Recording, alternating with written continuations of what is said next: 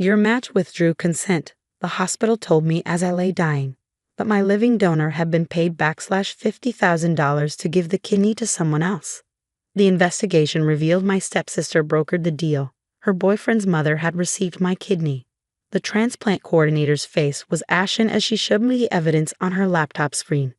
Bank transfers, forged documents, text messages discussing price negotiations, all while I lay in a hospital bed with failing kidneys, believing my salvation was just days away. My name is Maya Thompson, and I'm dying because my stepsister decided her boyfriend's mother deserved my kidney match more than I did. The diagnosis came 2 years ago, IgA nephropathy, an autoimmune disease attacking my kidneys. At 28, I went from running marathons to barely walking upstairs without gasping. Dialysis 3 times a week, 4 hours each session, watching my blood cycle through machines while other 20-somethings live their lives.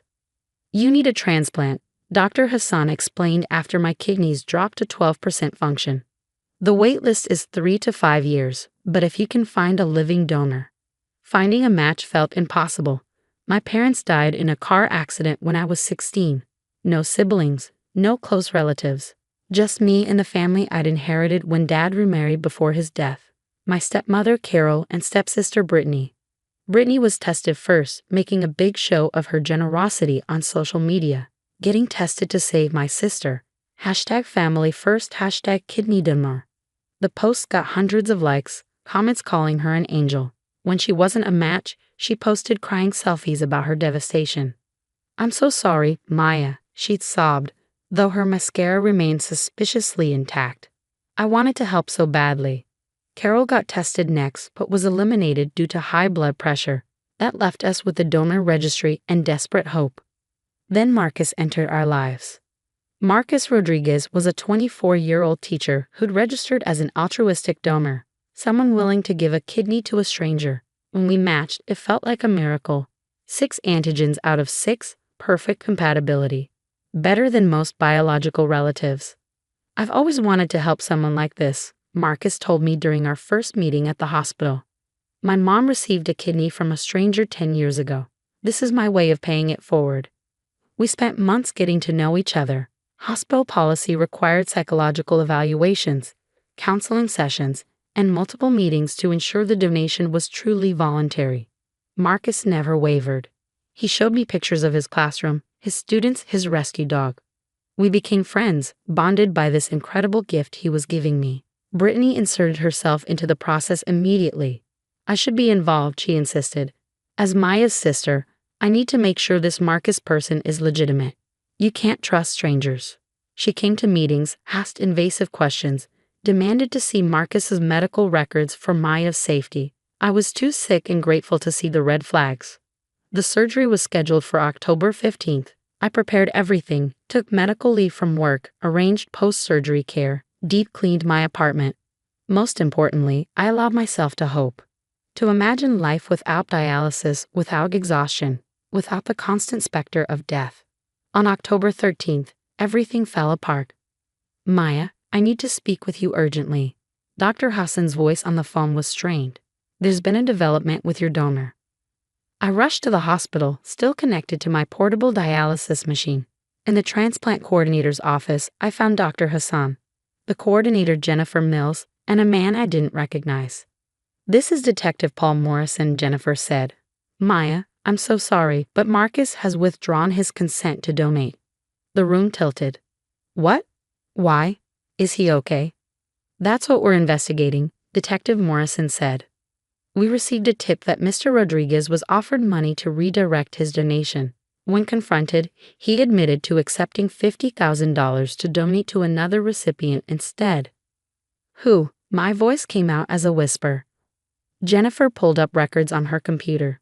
The kidney went to a woman named Patricia Chen. She had the surgery yesterday at St. Mary's Hospital across town. The name meant nothing to me, but then Jennifer showed me Patricia's emergency contact information, and my blood ran cold. Emergency contact, William Chen, son.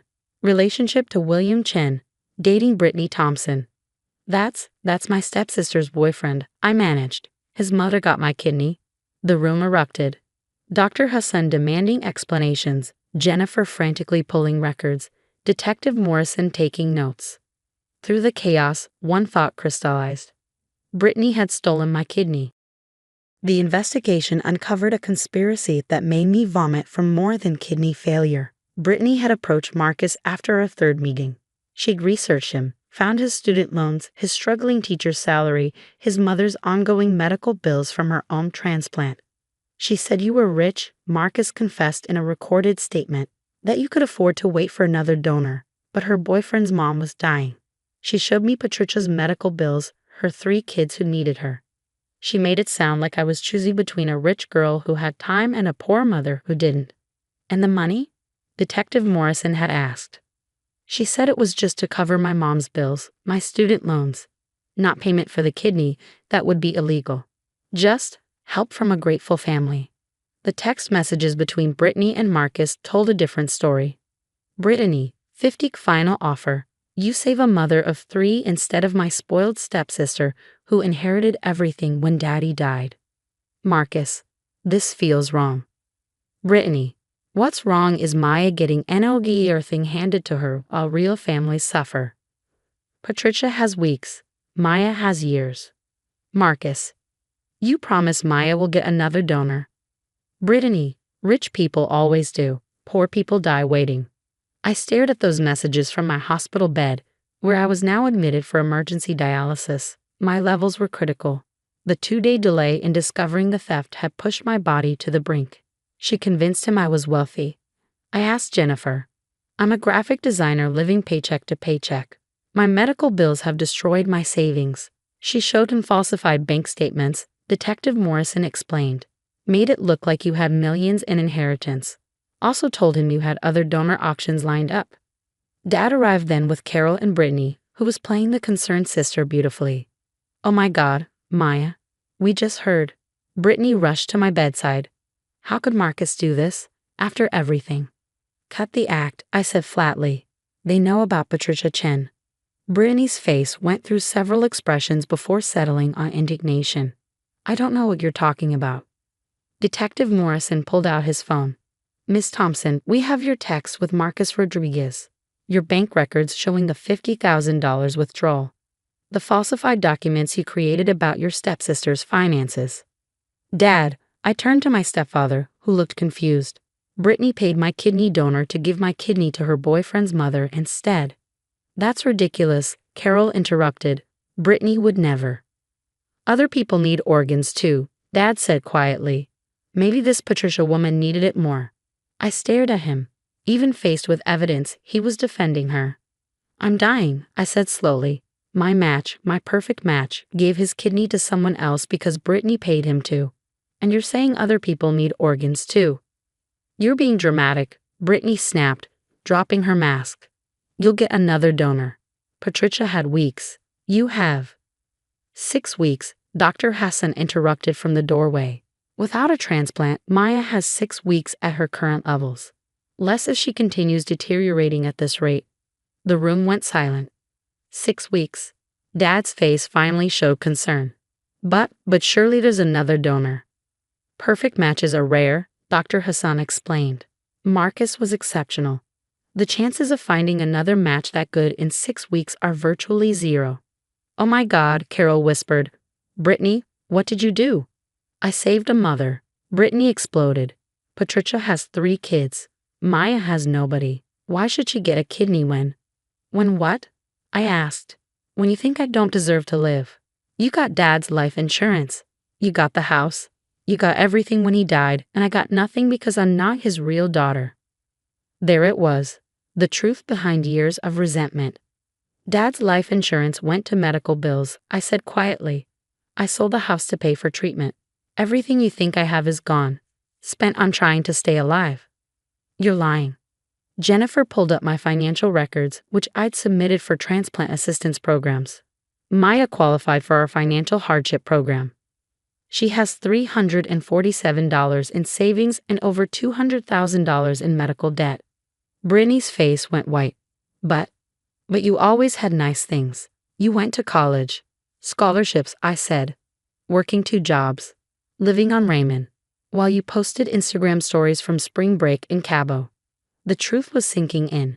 Brittany had convinced herself I was a rich princess hoarding resources. She convinced Marcus too, all based on jealousy and assumptions. Miss Thompson, Detective Morrison addressed Brittany formally. You're under arrest for organ trafficking, fraud, and conspiracy to commit murder. Murder? Carol shrieked. She didn't kill anyone. She deliberately diverted a life-saving organ from its intended recipient, the detective explained. Given Maya's condition and the testimony that Brittany knew the timeline, the DA considers this attempted murder. As they handcuffed Brittany, she turned to William's mother, sweet Patricia Chen, who had 3 kids and no idea her kidney was stolen.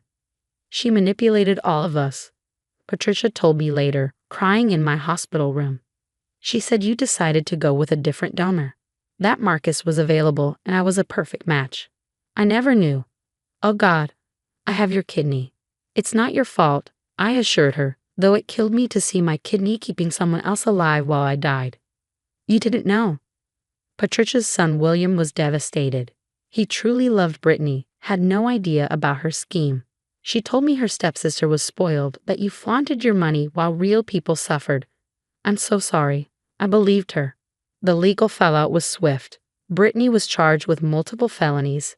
Marcus faced charges too, the lesser ones since he'd been manipulated. He'd already spent the $50,000 on his mother's bills and couldn't return it. I'll testify, he promised me. I'll do whatever to make this right. I'm so sorry. She made you sound like this terrible person who didn't deserve to live, I finished. She made me sound like I didn't deserve to live. The news media exploded. Woman steals dying sister's kidney for boyfriend's mom made international headlines. The hospital faced scrutiny for how the switch happened. Organ donation organizations scrambled to prevent copycat crimes. But none of that helped me. I was still dying, still on dialysis, still watching my body shut down organ by organ. The publicity brought offers from potential donors, but testing takes time. Compatibility is complex. And I had weeks, not months. There might be an option, Dr. Hassam told me one evening as my blood pressure crashed again. Patricia Chen wants to talk to you about something. Patricia came to my room with her whole family. Her children, ages 8, 12, and 15, stood solemnly beside her. I can't give you back your kidney, Patricia began, tears streaming. But I can give you something else. My daughter Lily is 18. She got tested today. She's a match. I stared at the teenager who stepped forward. I want to do this. What Brittany did was evil. You should be living with that kidney, not my mom. This is the only way to make it right. I can't ask a teenager to. You're not asking, Lily interrupted. I'm offering. Mom raised us to do what's right. This is right. The ethics board had concerns. The media attention made everything complicated. But Lily was legally an adult, psychologically cleared, and medically compatible. Not as perfect as Marcus, but good enough. The surgery happened 3 weeks later. Dad didn't come. He was supporting Brittany through her legal troubles.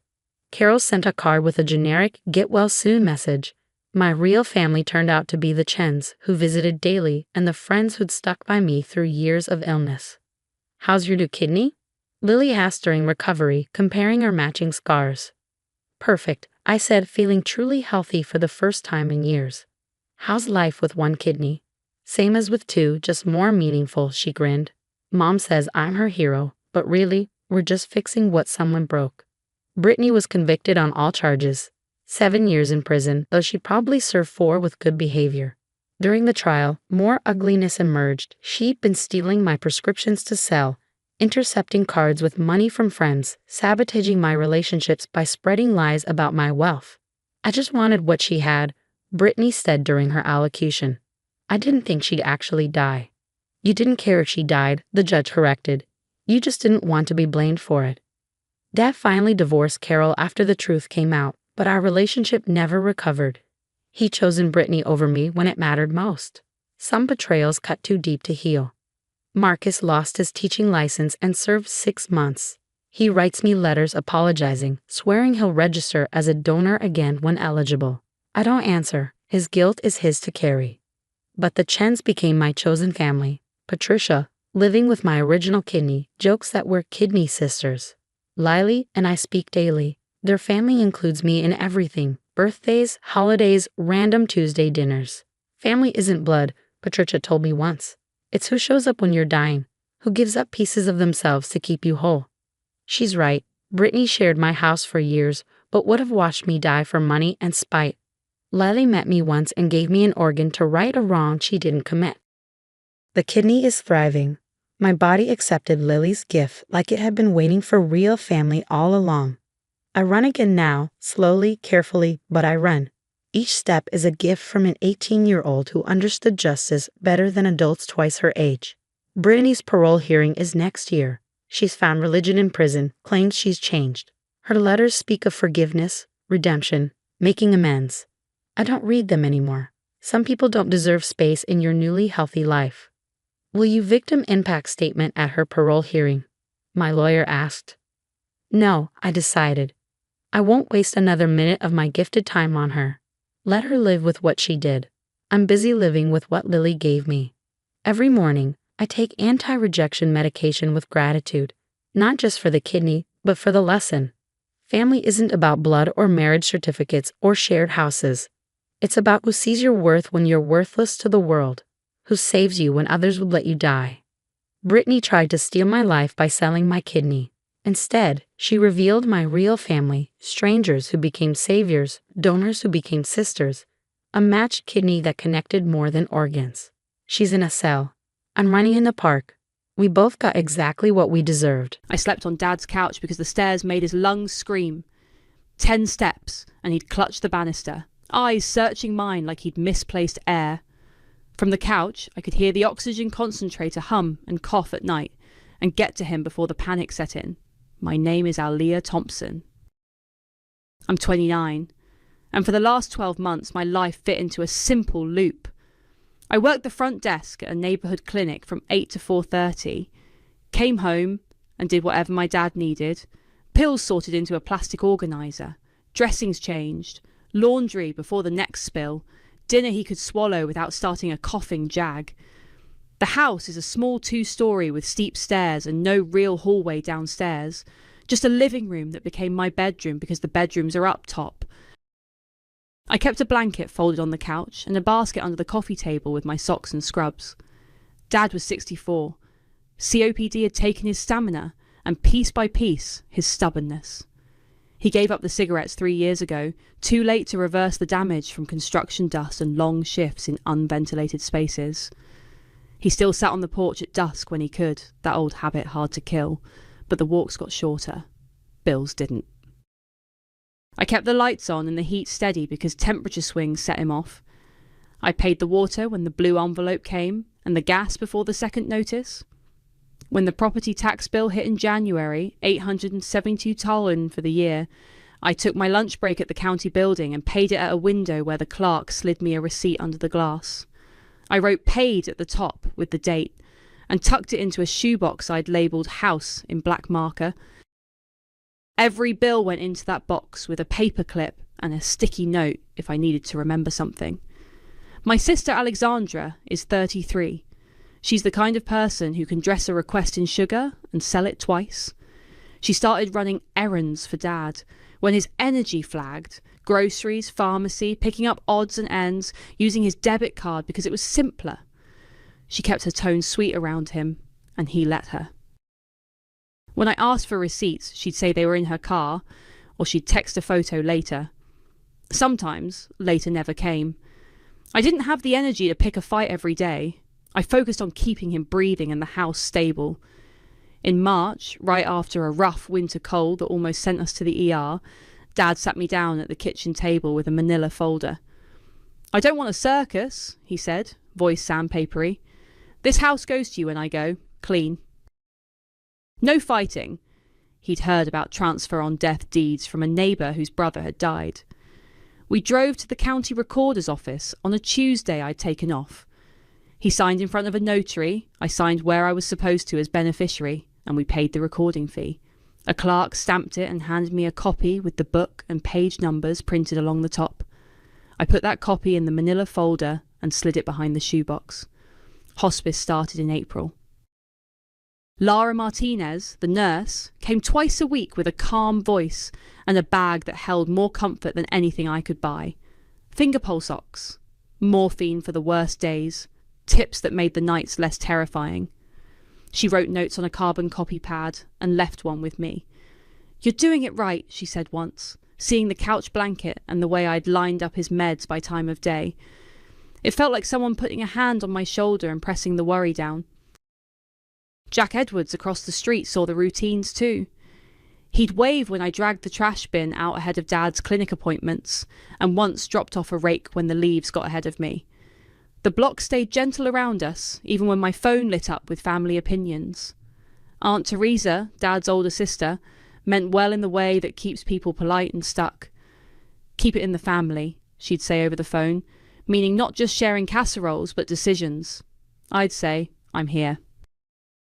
I'm taking care of him," and go back to filling the humidifier. June came, then the call in the early morning from Lara that it was time to gather who needed to be there. It was quiet.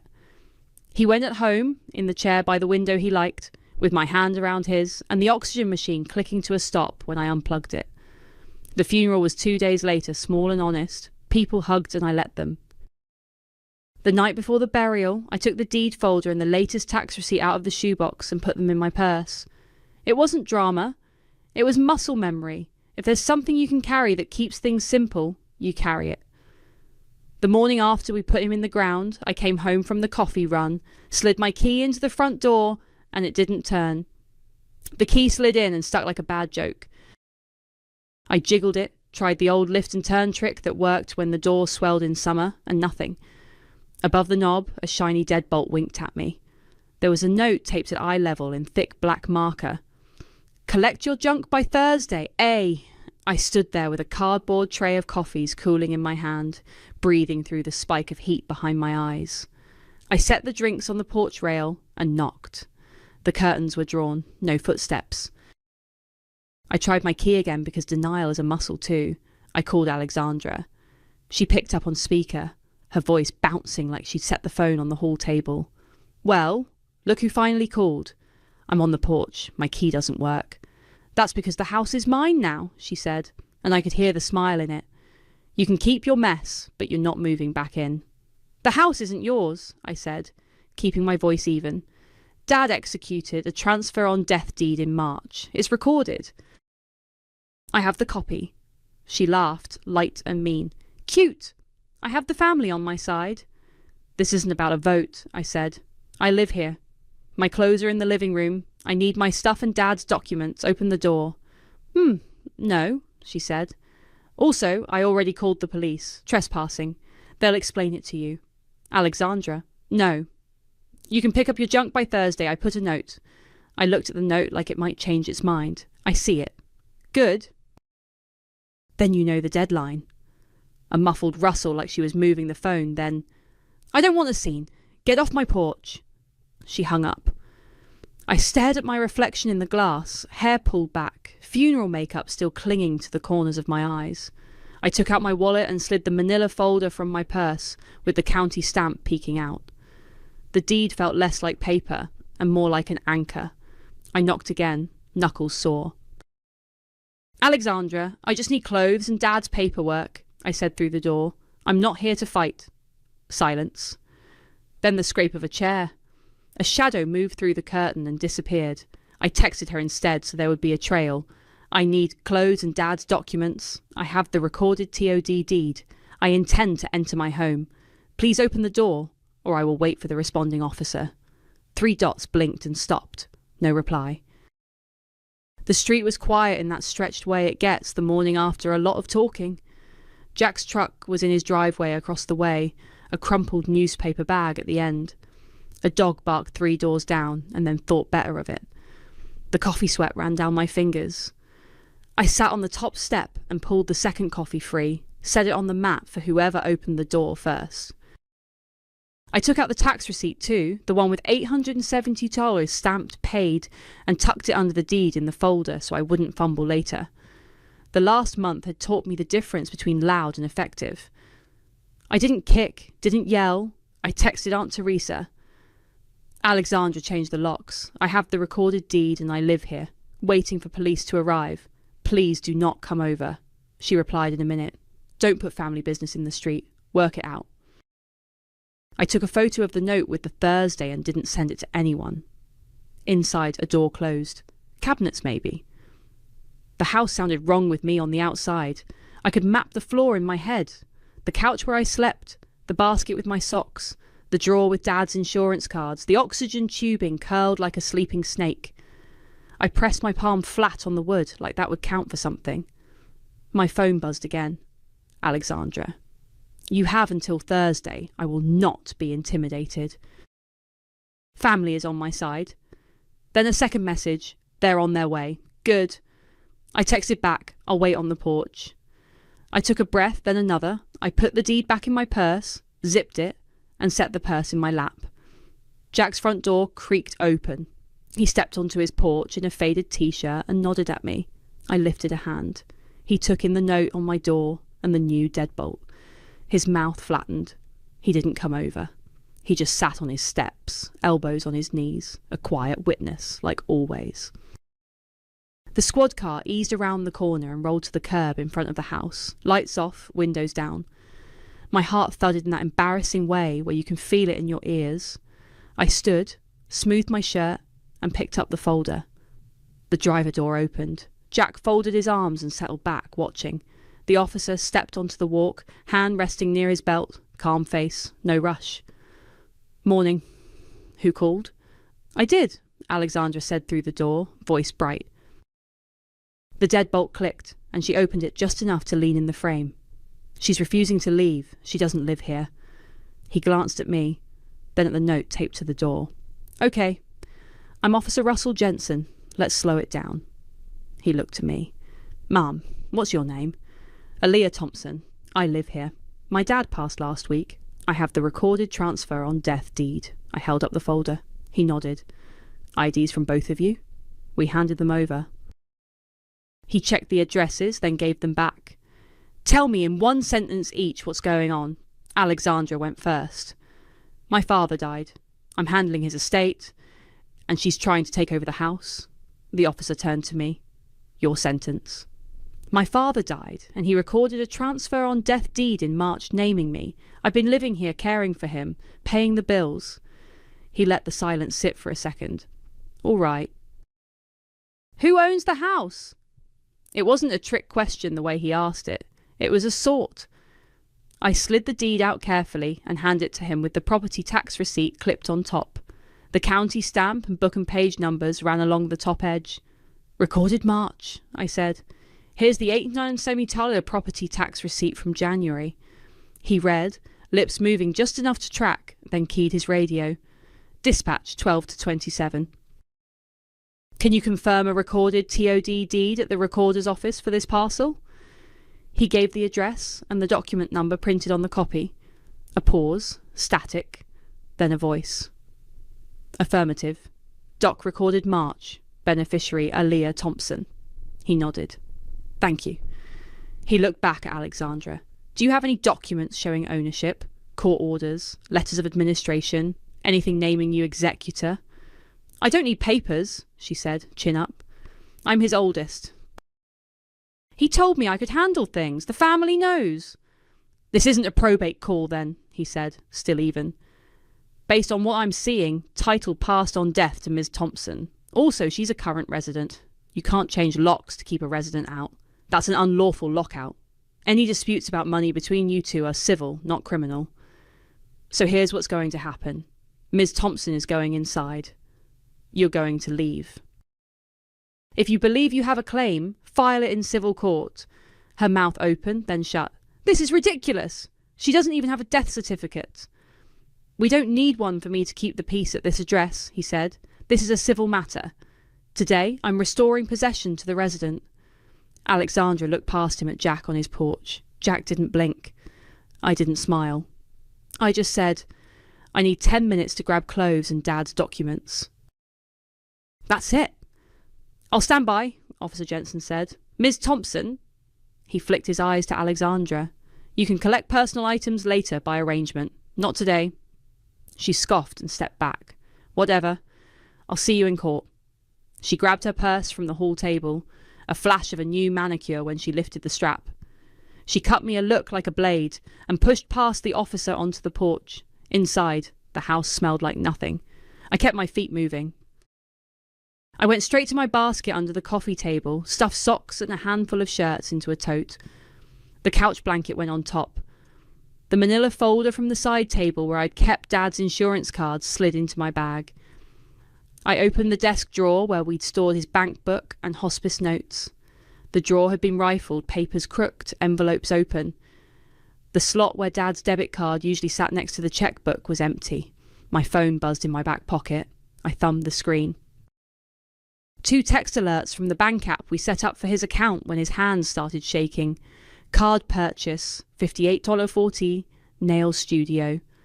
Card purchase, $126 by $113, boutique and co. My stomach went cold. I snapped a photo of the drawer and another of the empty card sleeve, then put the checkbook and the hospice notes into the tote. I grabbed the oxygen company's last statement, the shut-off notice I'd fended off in February, the utilities pile I hadn't sorted since the funeral. 10 minutes goes quick when you know where everything is. At the door, Officer Jensen stepped aside. "You good?" "I'm good," I said. I looked at Alexandra on the sidewalk, her face set hard. "I'll text you to arrange one pickup window for your personal items. It will be on the porch. No entry." She laughed without humour. "I'll bring a lawyer." "Do that," the officer said. He handed me a small card. "Incident numbers on there. If there's further trouble today, call the non-emergency line and reference it." "Thank you," I said. I meant it. He walked Alexandra to the curb and waited until she got into her car. She revved like a dare, then drove off. The street exhaled. I locked the door, set the deed on the kitchen table, and opened the receipt box like a parachute. I kept the folder open on the kitchen table and the receipt shoebox beside it.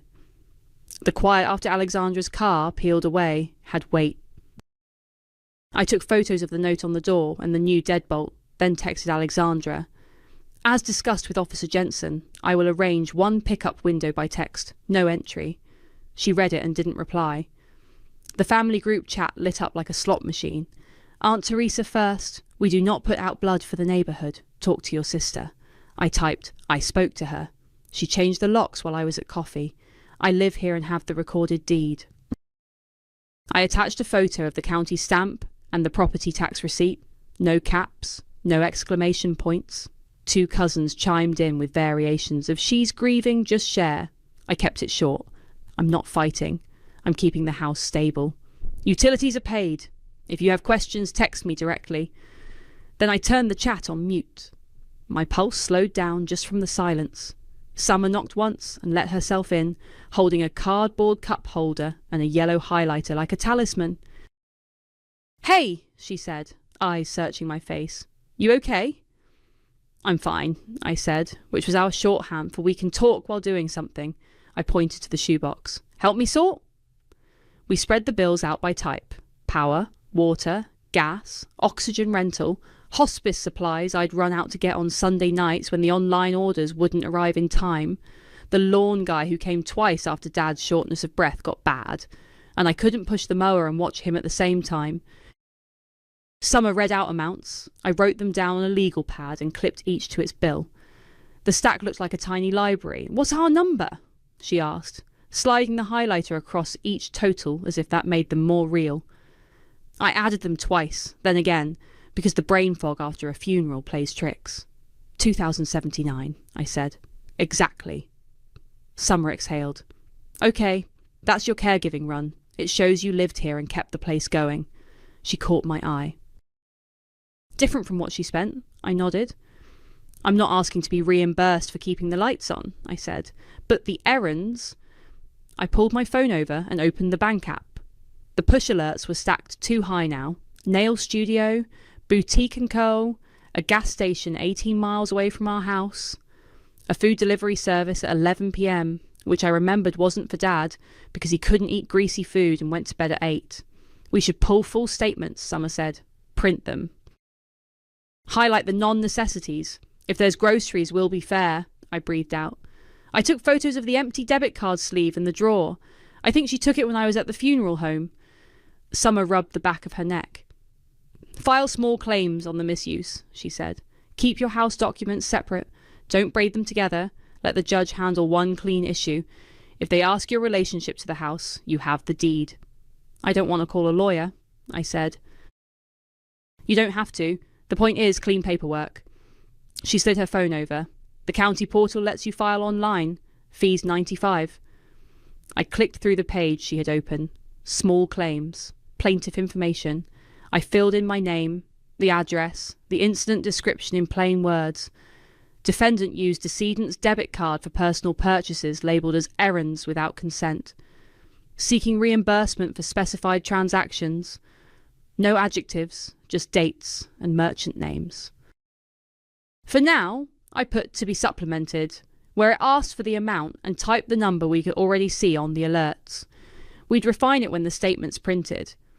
I paid the $95 with my card and got a confirmation email with a case number and a hearing date 3 weeks out, a Tuesday morning at 9 a.m. in a courtroom I knew from jury duty, fluorescent lights, and a judge with a pencil who tapped when people talked over each other. Screenshot the confirmation, Summer said. Send yourself a copy of everything you upload, and don't argue online. She lifted an eyebrow. Seriously, don't. My phone buzzed again, not the bank this time, but a notification from social media. Alexandra had posted a photo from our front steps, the one from last Christmas with Dad wearing a Santa hat, captioned with, "Some people steal houses. Don't worry, I'll bring the receipts to court." I put the phone face down. "She's building a story," I said. "Let her," Summer said. "We're building a binder." She nodded at the printer on the desk. "Do we have ink?" "Half a cartridge." I logged into the bank and fetched the last 3 months of statements. Pages rolled out, warm and thin, with their neat lists. Pharmacies, utility auto pays, then sudden runs of nail studio, boutique and co. A high-end bakery I knew she liked. A salon across town she tagged herself in last month. In the memo line for a Venmo transfer out of the account, she'd actually typed errands. I highlighted each questionable line in yellow and wrote a one-word note in the margin. Nails, clothes, cake. For groceries, I circled them and wrote split in pencil. We wouldn't lie about food. Aunt Teresa texted again. "I'm coming over," I replied. "Please don't." Officer said keep it to text. "I'll share documents with anyone who asks." The house felt steadier with paper in stacks and clips on corners. Summer finished her coffee and set the empty cup on the edge of the shoebox like a flag. "I'll come back tonight if you want. We'll make sections, utilities, hospice, lawn, bank. Keep it simple." "Come after 6, I said. "I'm going to take a shower and then call the oxygen company to pick up the tanks. They don't belong here anymore." When she left, I turned the group chat off completely, then opened the bank statements again. The word errands popped up in a few memo lines like a joke only one person was laughing at. Manicures. Boutique bags, not groceries, not gas on the way to Dad's appointments. I picked up the highlighter and kept going. I bought a cheap black binder and a pack of sticky tabs on my lunch break. After work, Summer came over with her highlighter and we turned the dining table into a timeline. January to June went down the right edge in blue tabs. Under each month, I slid the utility bills into sheet protectors, clipped the payment confirmations behind them, and stuck a small note on anything that needed context. Dad's oxygen flare-up week. Shut-off notice averted. Property tax $8.72 paid. We made a separate section for hospice. Lara's carbon copies went in first. I texted her. "Can you write a brief statement that I was living here and providing care?" She called back. "I can write something factual," she said. "Dates of service. That you were his primary caregiver, that you slept downstairs because he couldn't." She emailed a paragraph on company letterhead 20 minutes later. It wasn't dramatic. It didn't need to be. I printed 2 copies and put one in the binder and one in a spare folder marked extras. Jack knocked with a sheet of paper in his hand around sunset. "Figured you might need this," he said. He typed it and signed at the bottom, neat and simple, that he lived across the street, saw me mowing and hauling trash, saw the shut-off notice in February, and watched me come back from the utility office the same afternoon. No opinions, just what he'd seen. He slid it across the table. You don't have to use it, just in case.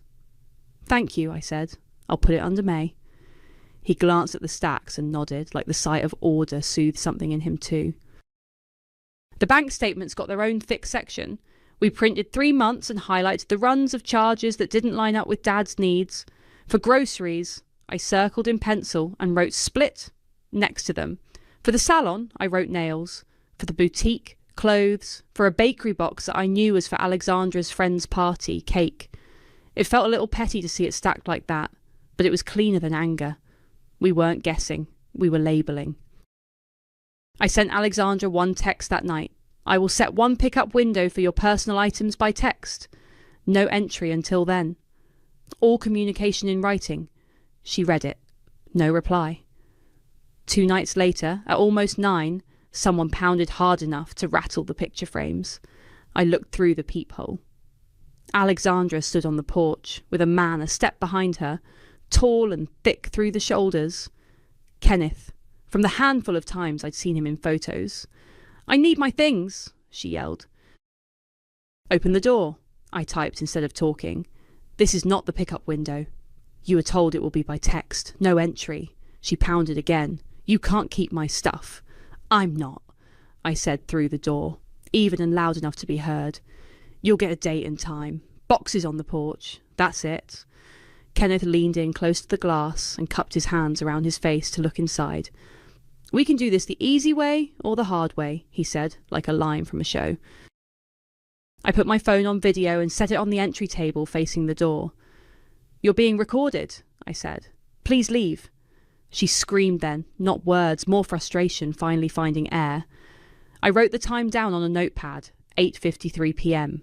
Pounding, screamed on porch with boyfriend. Then I called the non-emergency number on Officer Jensen's card. Non-emergency! What's going on? I gave the incident number and the address. Family member I've told not to come by is pounding on my door. There's an open civil matter. I'm documenting and asking them to leave. Are they trying to get in? They're pounding and yelling. No attempted entry yet. Okay, the dispatcher said. Keep your door locked. Ask them to leave one more time. If they don't, we can send a car to educate and document. Keep everything in text if you can. I sent a final message. Leave now. All contact is by text. Pickup window will be scheduled later. No entry. Alexandra read it. Kenneth muttered something I couldn't catch. They stood there another minute, then stomped back down the steps. I wrote the time again and saved the video. Summer texted, "Want me to come over?" I sent her a photo of the notepad and wrote, "I'm okay." Non-emergency said keep documenting. The rest of the week settled into the business of endings.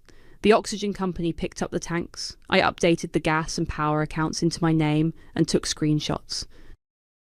Aunt Teresa called twice. I let both go to voicemail and texted back summaries so there was a record. When the court emailed a notice asking for exhibits to be listed ahead of time, I typed out a simple list: utilities, hospice notes, neighbour statement, bank statements with highlighted charges. I added one more tab at the front of the binder labelled Deed. The recorded transfer on death copy went under it with the property tax receipt clipped on top. It felt like putting a spine in the whole thing. On the Tuesday set on my confirmation email, I woke up early. I wore plain black slacks and the only clean blouse without a coffee stain. Summer met me in the courthouse parking lot with a granola bar and a second pen. We didn't rehearse. We didn't need to. We took the elevator up, found the right door, and sat on a wooden bench under buzzing lights. At 8:56, Alexandra strode through the security line with Kenneth behind her, a purse big enough to hold proof if there was any swinging off her shoulder. She didn't look at me. Fine. I put the binder on my lap, my hands flat on the cover, and waited for our names. The bailiff called our case and we walked to the tables. The lights hummed the way they do in waiting rooms and supply closets. The judge glanced at a docket, then at us. Plaintiff? Here, I said. Aaliyah Thompson. Defendant? Alexandra Thompson, she said, chin lifted. Kenneth sat in the back row, spread out like a personal bodyguard. Small claims, the judge said, voice even. One person at a time, no crosstalk. Ms. Thompson, plaintiff, you first. What are you asking for and why? I opened my binder to the first tab. I'm asking for reimbursement of specific debit card charges my sister made using our father's card for her personal expenses, which she labelled errands. I slid a thin packet to the clerk, a one-page summary with dates and merchants and a total at the bottom. I've highlighted the transactions and attached the bank statements. The judge flipped through the packet, then looked up. Start at the beginning. My dad died last week, I said. I lived with him and cared for him. In March, he recorded a transfer on death deed naming me as the beneficiary of the house. I tapped the front tab. That's background, not what I'm suing for.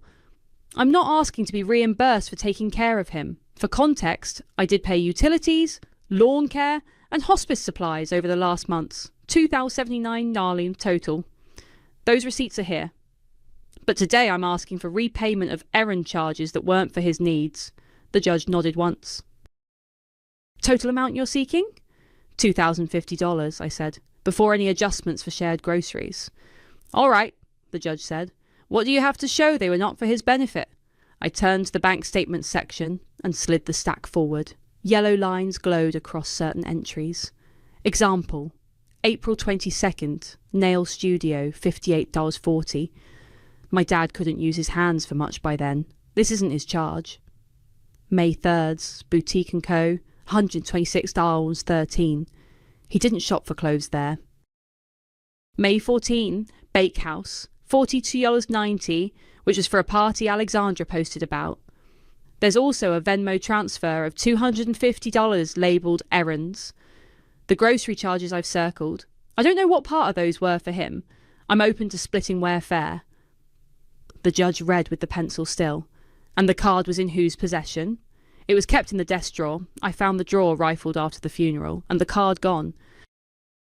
I have photos from that day. I held up the prints. The judge glanced, then set them atop the statements. The judge turned to Alexandra. Ms. Thompson, defendant, your turn. What's your response? I was the executor, she said. I handled his errands, gas, groceries, things she didn't do. She gestured toward me without looking. Is there a probate case? The judge asked. Letters of administration. Anything showing you were appointed? No, Alexandra said, impatience edging in. He told me. We don't decide title here, the judge said, calm but clipped. But for context only. Is there a transfer on death deed? I slid the recorded copy to the clerk. The judge read the stamp and the book and page number, then set it aside. Again, title is not before me, she said. I'm here on a money dispute. Exactly, Alexandra said. I spent on the house. Receipts for your errands? The judge asked. Anything to show gas for his appointments? Grocery receipts itemising what was purchased? Alexandra's hand went into her purse and came up empty. I didn't know I had to keep them. It was errands. You can see groceries in her printouts. The judge looked at me. Ms. Thompson, did you mark groceries? Yes, I said. I've circled them in pencil and wrote split in the margins. For the May 7th grocery run at 132 Zels, 42. I can attest I used part of that to make soup he ate. I'm not asking for that back. For the May 21st late night food delivery at 39 to 18, he was asleep and couldn't eat that kind of food. I'm including it. Kenneth shifted in the back row and started to speak. The bailiff lifted a palm and the judge didn't even look. Only parties speak. Alexandra leaned forward. Gas. I filled the tank. The judge turned a page. I see fuel charges. One is 18 miles from the home address at a location that doesn't align with appointments. Do you have anything to show those trips were on his behalf? She shrugged. I drove a lot. The judge wrote something on the file. Ms. Thompson, to me, your evidence of residence and caregiving is noted. Again, I'm not compensating you for utilities today. That's not what you're asking. On the card charges, I see a pattern of non-necessities. I also see at least one grocery run that appears plausibly shared. I nodded. I agree to deduct fair food. Do you have a specific? The judge asked. Yes, I said. June 2nd, 6621 at Grocer's Market. We both ate that week. I'll remove that from my request. The judge tapped the pencil once more, looked at both of us and closed the file. Here's what I'm ordering. The judge leaned back, pencil still, and spoke like she'd said the same words 100 times. On the evidence before me, I find that the defendant used the decedent's debit card for personal expenses not shown to be on his behalf. I am awarding the plaintiff $1,984 in damages. Court costs of $95 are added to the judgment. She tapped the grocery entry I'd circled. I'm deducting one small food item as shared. Alexandra blinked like she hadn't heard right. What? This is small claims, the judge said, not unkind, not soft either. It's a money dispute. Title is not before me, and I am not making findings about the house. For context only, the transfer on death deed provided appears valid on its face. If you think there is a defect, file in the proper court. Today, I'm ordering repayment for misuse of funds. Alexandra's voice went sharp. But I'm the executor. Again, the judge said, no probate case is pending. If you want to open one, you may. It won't change this order. Payments are due within 30 days unless the parties agree in writing to a schedule. No contact that rises to harassment. Keep all communications in writing. She slid the file to the clerk and called the next case like we were already in the past tense. The bailiff's voice, case number 18, rolled us toward the aisle. We stepped out. The hallway was colder than the courtroom. Alexandra turned, words already burning. You will pay for this, she hissed, leaning in too close. Before I had to react, the bailiff moved between us. He was compact, with a kind face that held firm when needed. His name tag read Gonzalez. No, he said, palm up toward her. Court is over. Take it outside the building and keep it civil. Any issues you file. You do not harass in the hall. Kenneth bristled behind her. She's stealing. Sir, the bailiff said without looking at him. That's enough. Summer was at my elbow. She didn't speak. She just found my wrist and squeezed once, a heartbeat back in my arm. I kept my eyes on the elevators and my mouth closed. There weren't any lines left to draw that needed saying out loud. We waited for the elevator with a small knot of people holding manila folders. The doors opened. Alexandra and Kenneth hung back, then peeled off toward the stairs. Good. The ride down was quiet. In the lobby, Summer handed me my copy of the judgment. Take a photo, she said. I did, and then I put the paper flat in the binder under a fresh tab I hadn't wanted but had made anyway. Judgment. Outside, the sun came at us with that white noon glare. Summer shaded her eyes. You want lunch? In a minute, I said. I sat on a low planter wall, pulled out my phone, and opened a text thread already filled with single sentences. I typed, as per the court order, you owe $1,984 plus $95 court costs. I will set one pickup window for your personal items. Boxes will be on the porch. No entry. All communication by text. I hit send. The delivered check mark appeared. 3 dots blinked and disappeared. I didn't wait for a reply. We walked to the lot. Kenneth's truck idled 2 rows over. He watched us go but didn't follow.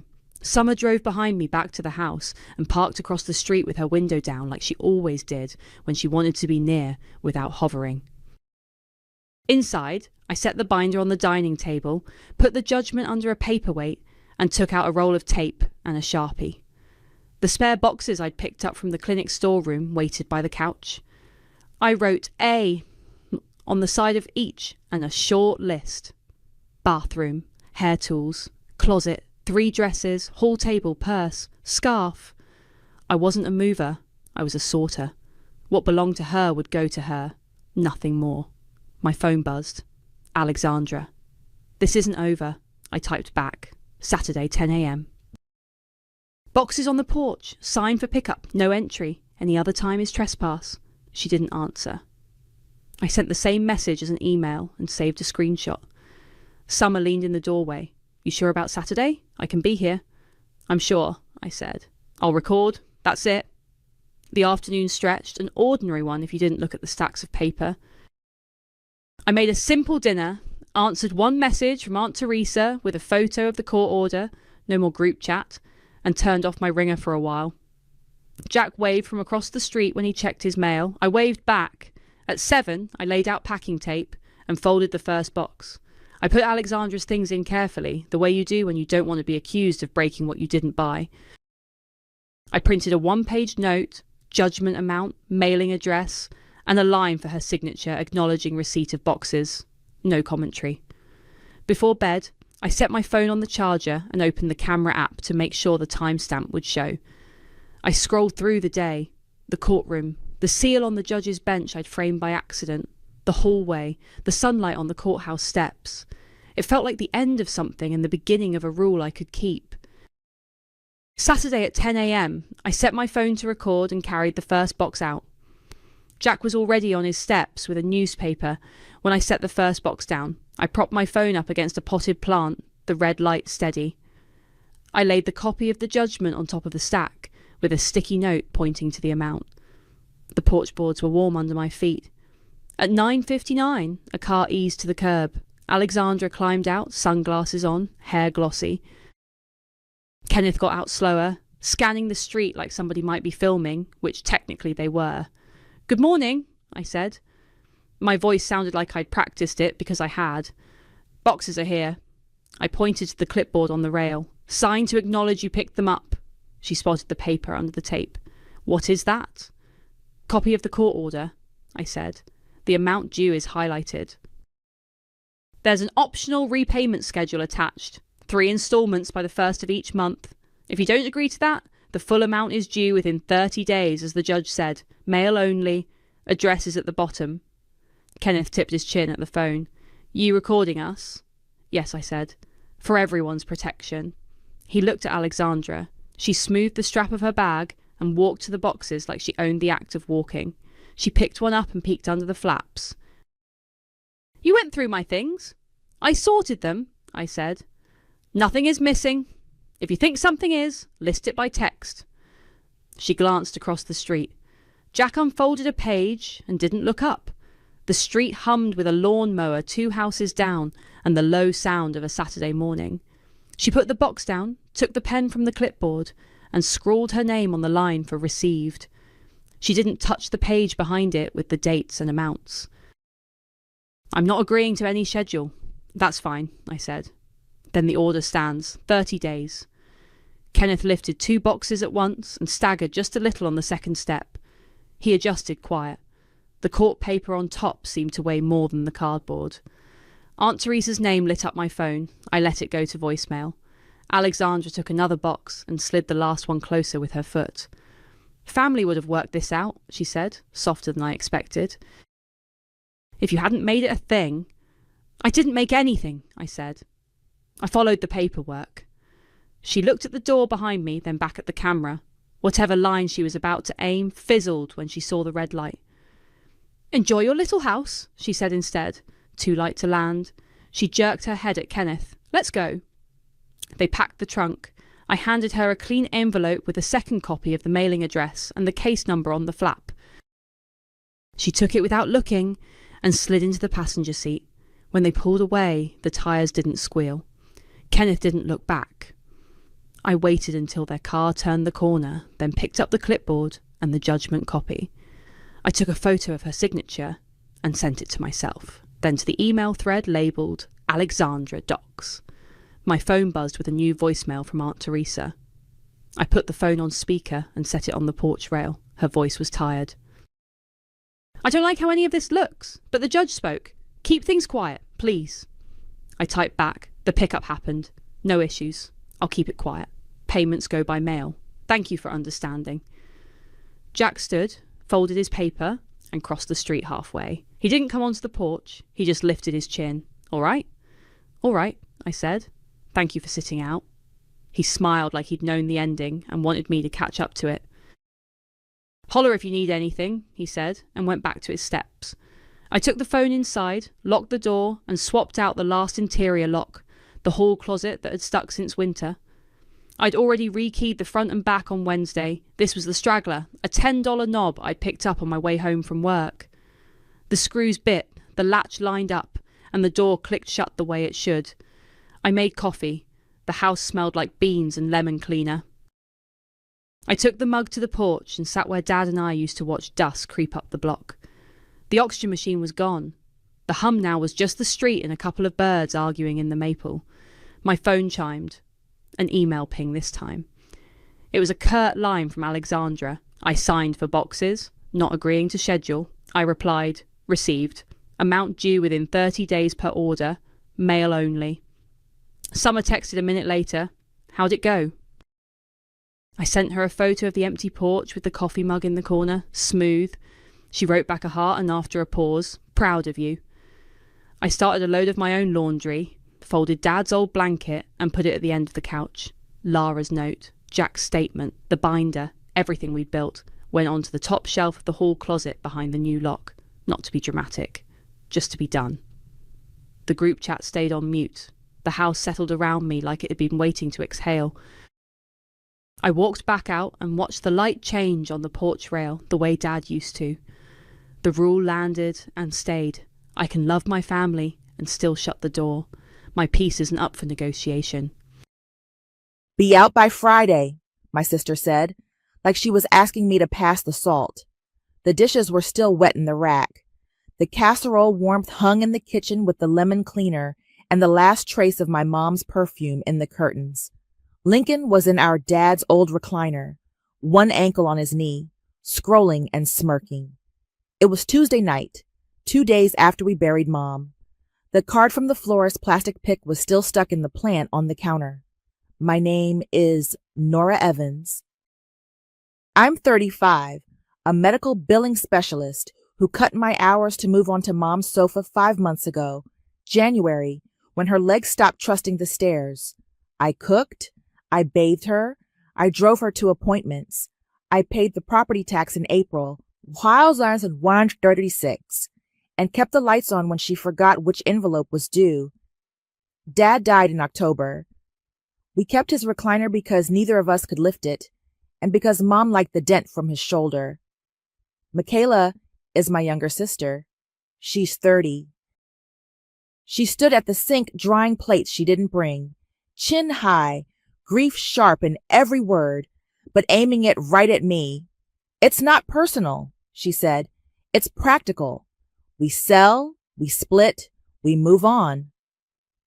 Lincoln, 32 and always ready to narrate someone else's life, snorted without looking up. Honestly, yeah, you can't just live here. I pressed my palms flat on the table to keep them from shaking. The edges of the vinyl were nicked from years of grocery bags and homework. I live here, I said, because I've been taking care of Mom, because she asked me to. Michaela dried the same plate twice. That doesn't make the house yours. I slid the folder out from under the stack of sympathy cards. The red tab said house in block letters. Inside, on top, was the recorded transfer on death deed my parents signed last year, August, when we sat at the kitchen table with the notary, and Mom said she wanted things simple. Dad nodded, quiet. I'd taken it to the county recorder and picked up the stamped copy myself. I laid it on the table and turned it so they could read. This is what makes the house mine. Lincoln stopped smirking. Michaela went still. She scanned the page, her finger tracing the line with my name, then the recording stamp with the date and the county seal. They signed this? Last summer, I said, after Dad's second hospital stay. They wanted the house to pass to me when they were both gone. Dad died in October. Mom died Sunday. It transferred today. That's not fair. Michaela's voice dropped like a stone. We're family. We're supposed to share. I've been sharing, I said. I've been here. I paid the $1,936 property tax bill in April because Mom couldn't. I covered the last-minute funeral shortfall because the florist wouldn't release the spray without payment. I've been paying the utilities. You're not being evicted because you don't live here. I do. Legally, Lincoln sat forward. We could contest that. With what? I asked. A feeling. It's recorded. Ask anyone who knows deeds. He looked away first. Michaela kept staring at the paper like it might blink. You didn't tell me. Mom didn't want to fight, I said. She wanted peace. We followed the law. She tossed the dish towel onto the counter. You don't get to act like the good one while you steal the house. Steal? I laughed once, sharp.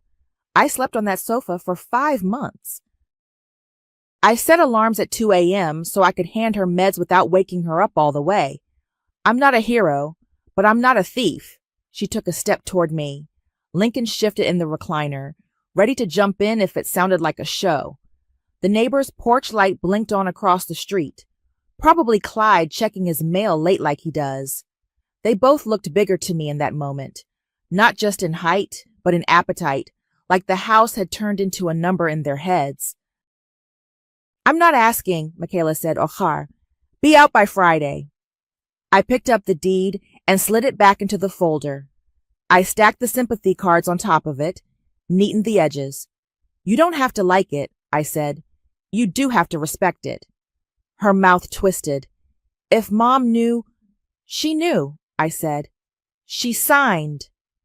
We stood like that for a beat, the faucet dripping, the fridge motor kicking on. I could feel the soft cave of the sofa behind me, the one that had been my bed since January. My work laptop was closed on the coffee table, my badge clipped to the strap of my purse.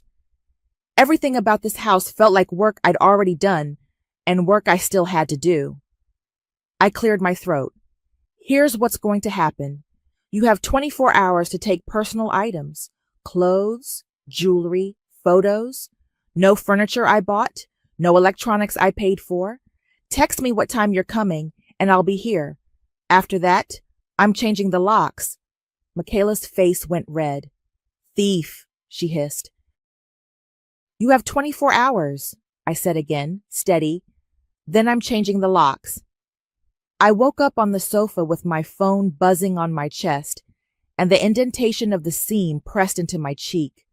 The house still smelled like casserole and lemon cleaner. It was Wednesday. The 24 hours had started.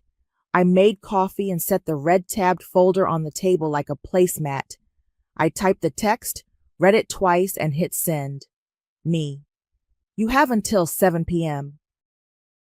Today to pick up personal, sentimental items only. Clothes, jewelry, photos. No furniture or electronics I purchased. After 7 p.m., I'm changing the locks. If the harassment stops, I'll forgive the $480 funeral shortfall you owe.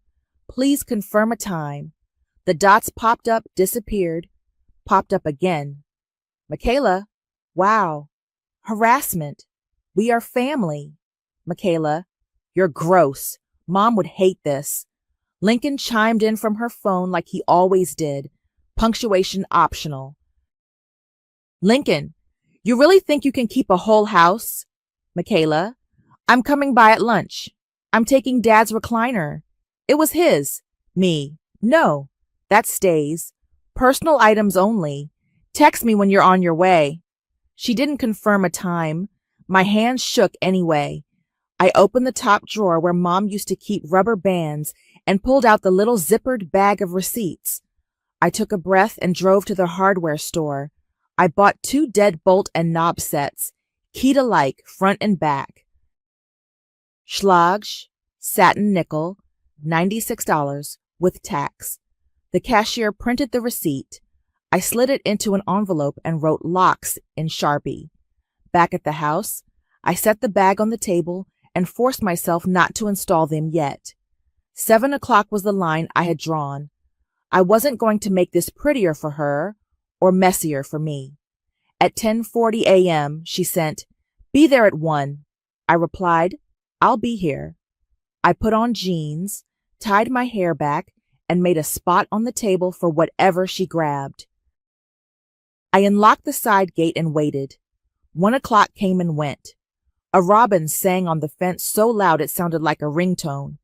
The neighbor across the street, Clyde, shuffled to his mailbox in white socks and sandals, gave a little wave, and went back in. At 1:30, nothing. At 2:05, my phone buzzed. Michaela, stuck. We'll swing by tonight. Me. After 7, the locks change. If you want to pick up photos, do it before then. Personal items only, no exceptions. She didn't reply. I put the folder back on the table and opened my laptop for work, chipping away at claim denials with my headset on, the house quiet around me in a way that made me uneasy. At 3:17 p.m., my phone lit up with an unknown number. I let it go to voicemail because my palms were wet and I didn't want my voice to crack. I listened with the volume low. Hi, this is Reagan Francis with Keys Title. I received an inquiry about a potential listing for your mother's address using the name Michaela Evans. I wanted to check the status of ownership before we proceed. Please call me back when you can. I pressed the phone to my forehead and counted to 5. Then I called back. This is Reagan, she said. Is this Nora? It is, I said. I'm the owner, by transfer on death deed, recorded last August. My mom passed Sunday. I'm sorry for your loss, she said, and it didn't sound fake. Do you have a copy of the recorded deed? I do. I can email it. Please do. And for clarity, I will not move forward with any listing conversations without confirmation from the owner of record. I'll note your number as the contact. Thank you, I said. My voice steadied. If my sister reaches out, direct her to me by text. I understand, she said. Again, I'm sorry. I sent the email with the scanned deed and set my phone face down. Then I stared at the bag from the hardware store until the numbers on the microwave turned 6:58. I took the new locks and the screwdriver from Dad's old toolbox. I'd set it under the workbench after the funeral dinner, out of the way, and went to the front door. At exactly 7, I popped the old knob off, slid the new one on, and set the old hardware in a grocery bag. Same with the deadbolt. The back door took 5 minutes less because the screws weren't stripped. I tested both 3 times, locked myself in, and stood there with the keys warm in my hand. At 7:42 p.m., my phone lit up. Michaela, we're here. Open up. I typed, personal items only. I will bring a box to the porch. Text what you need. No answer. 10 seconds later, pounding shook the front door. Not knocking, pounding. I could hear Lincoln's voice through the wood. We'll just grab a few things, he called, like that was magic. I took a breath and stepped into the entryway where I could see the front porch through the glass. I didn't open the door. Text me a list, I said, loud enough to carry. Photos and jewelry. That's it. Michaela's voice was tight, the way it gets when she's about to cry or scream. Open the door, Nora. I'm not doing this game. It's not a game. Text me a list. Lincoln rattled the handle hard enough to make the new strike plate tick. You think this lock is going to stop us? It will tonight, I said. Text me the list. They went quiet, like they were listening for a crack. The porch light threw thick yellow over the handle and the wreath Mom made last spring. Somewhere across the street, Clyde's screen door creaked. Michaela swore under her breath. This isn't over. I'll be here, I said. Text me the list. Then I stepped back, set my phone to record on the hall table, and waited for the pounding to stop. I called the non-emergency line with my thumb hovering over end in case my voice gave out. It didn't. I told the dispatcher there was pounding at my door, that I had changed the locks at 7 after giving my sister 24 hours to collect personal items, that I had a recorded transfer on death deed and my ID ready. She asked if anyone was trying to get in. I said, they're rattling the handle. She said an officer would swing by. I set the phone back on the hall table recording and went to the door where I could see them through the bevels in the glass. Lincoln had his palms on the panel like he was checking a heartbeat. Michaela's arms were folded tight. Police are coming, I said through the door. Text me a list. I'll bring out a box. You called the cops on your own family? Michaela said, then louder for the neighbors. Are you serious? I called because you're pounding on my door at night, I said. Text me what you want. Photos, jewelry, clothes. Headlights washed across the front room. The pounding stopped. I flipped the porch light brighter and took one step back. 2 officers came up the walk, one older, one younger, flashlights down, hands easy. I opened the door, but not the storm glass. "Evening," the older one said. "What's going on?" I held up my ID and the folder. "I'm Nora. This is my house by a transfer on death deed. My sister is here to get personal items. I changed the locks at 7. I slid the deed under the glass so they could see the recording stamp. He scanned it, passed it to his partner, then handed it back. "All right," he said. "We're just here to keep the peace." Behind them, Michaela threw her hands. "She stole the house. That paper doesn't mean anything." The younger officer glanced at her. "Ma'am, property disputes are civil matters. We can't adjudicate ownership.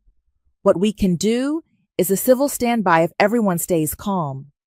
"I'll allow her to come in with me," I said. "Photos and jewelry box. I will write down what leaves." Lincoln rolled his neck like an athlete warming up. "We're taking Dad's recliner." "No," I said.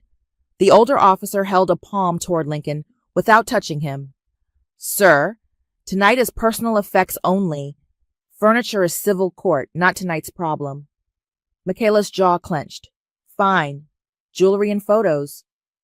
I cracked the storm door and stepped out. "Just you," I said to her. "Not him." I looked at the officers. "I don't feel safe with him inside." The older officer nodded. "Sir, wait on the porch." Lincoln smirked at that and leaned against the railing like a bouncer. Across the street, Clyde's screen door creaked, and he came out to his porch with his arms folded against the evening breeze. He didn't say anything, just watched. I led Michaela inside. She hesitated in the entry like the threshold would bite. I grabbed a cardboard box from the pantry and a spiral notebook from the kitchen junk drawer. I wrote the date and the time at the top, then Michaela, personal items. "Jewelry box in Mom's dresser?" I asked. She nodded and walked down the hall. I stayed with her, not hovering, just there. She opened the top drawer, pulled out the cherry wood box, and set it gently into the cardboard. "Jewelry box," I said, writing it down. "Cherry wood." She moved to the closet and reached for the shoebox on the top shelf. "Photos." "Photos, closet, shoebox," I wrote. I took a quick picture of each item in the box with my phone, not to be petty, just to have a record. She grabbed the old family album with the cracked spine and slid it in two. At the hall bookshelf, she paused at Mom's recipe tin and then left it where it was, fingers shaking once on the lid. She took a stack of loose photos from the second shelf, school pictures, Grandma in her garden, Dad under the hood of the Buick, then went to her old room and grabbed a sweatshirt off a hanger. "Car clothing." "One sweatshirt," I said, pen scratching. We moved back toward the living room. The TV stand I'd bought last year sat square under the wall mount, glossy and new next to everything old. Lincoln's eyes cut to it through the glass. He shifted. Michaela hovered at the recliner, hand on the worn arm. "Just this," she whispered, like a prayer to herself, like asking permission from furniture. "Not tonight," I said, quiet but firm. She swallowed hard, grabbed the jewelry box like it was too heavy, and headed for the door. I followed. The officer stepped aside to make space. Lincoln reached for the box. "What else you got?" He craned his neck. "I'm grabbing the PS5 too." I stepped into the doorway, body angled to block. "No." He tried to shoulder past me toward the TV stand. The movement was small, practiced. The younger officer slid between us fast, a palm up. "Sir, back up." Lincoln laughed like it was all theater.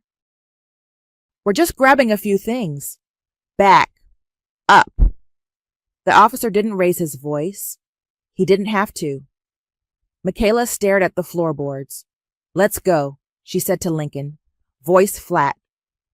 He flared his nostrils and leaned long enough to make a point, then stepped back onto the porch. He took the box from her and carried it to the car like a trophy. The older officer looked at me. "Anything else tonight, ma'am?" "That's it," I said. "She can text me if she remembers something personal." Michaela didn't look at me. "This isn't over," Lincoln muttered as he popped the trunk.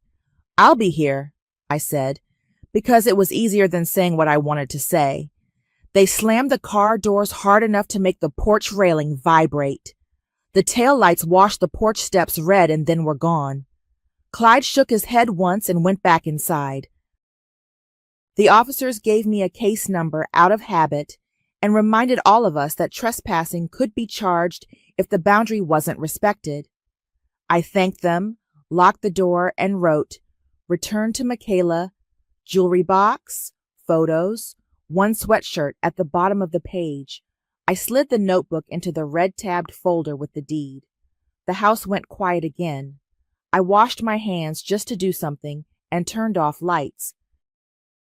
In the morning, I opened the blinds and saw it. A for sale sign staked crookedly into the front yard, the metal legs bent, the panel listing a name I didn't recognize, Gregory Harper, and a local number in bold. The grass was wet around it like it had been jammed in before dawn. My coffee went cold on the windowsill. I stood at the window with my coffee going cold and called the number on the crooked sign.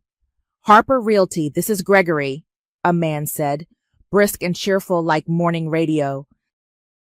"Hi, Gregory. I'm looking at a for sale sign in my front yard with your name on it," I said. "The house at address. I'm the owner.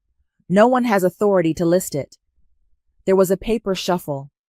"I spoke with a Michaela yesterday. She said her mother passed and the family is preparing to sell." "My mother passed Sunday," I said. "I own the house by transfer on death deed recorded last August. There is no listing." He cleared his throat. "I'll need to confirm with your sister." "No," I said. "You'll confirm with the recorder. I'll email you the recorded deed and a cease and desist. The sign needs to come out today."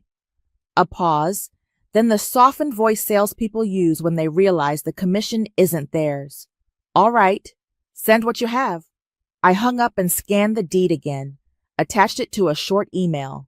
Subject, owner of record. Address, Gregory. I am the sole owner by recorded transfer on death deed. You are not authorized to list, market, or place signage on this property. Remove your sign immediately. See attached recorded deed. Direct all further inquiries to me via this email or text. Nora Evans. I hit send, then called Reagan at Keys Title. "This is Reagan." "Hi, it's Nora again. There's a sign in my yard from a realtor my sister called. I sent him the deed and told him to remove it." "You did the right thing," she said. "I checked the county last night. Your transfer on death deed is recorded and clear. One thing, to clean up the chain after your mother's passing, you should file an affidavit of death for the record. It's a simple form with the death certificate attached. Where do I get it? I can email you a template. You fill it out, have it notarized, and file it with the county recorder. Bring a certified copy of the death certificate. There's usually a modest fee per page." "Okay," I said. "I'll go at lunch." "I'll note in our system that you are the owner contact," she added. "If anyone calls about a listing or title order, they'll get your number." "Thank you," I said. "Really?" She emailed the form.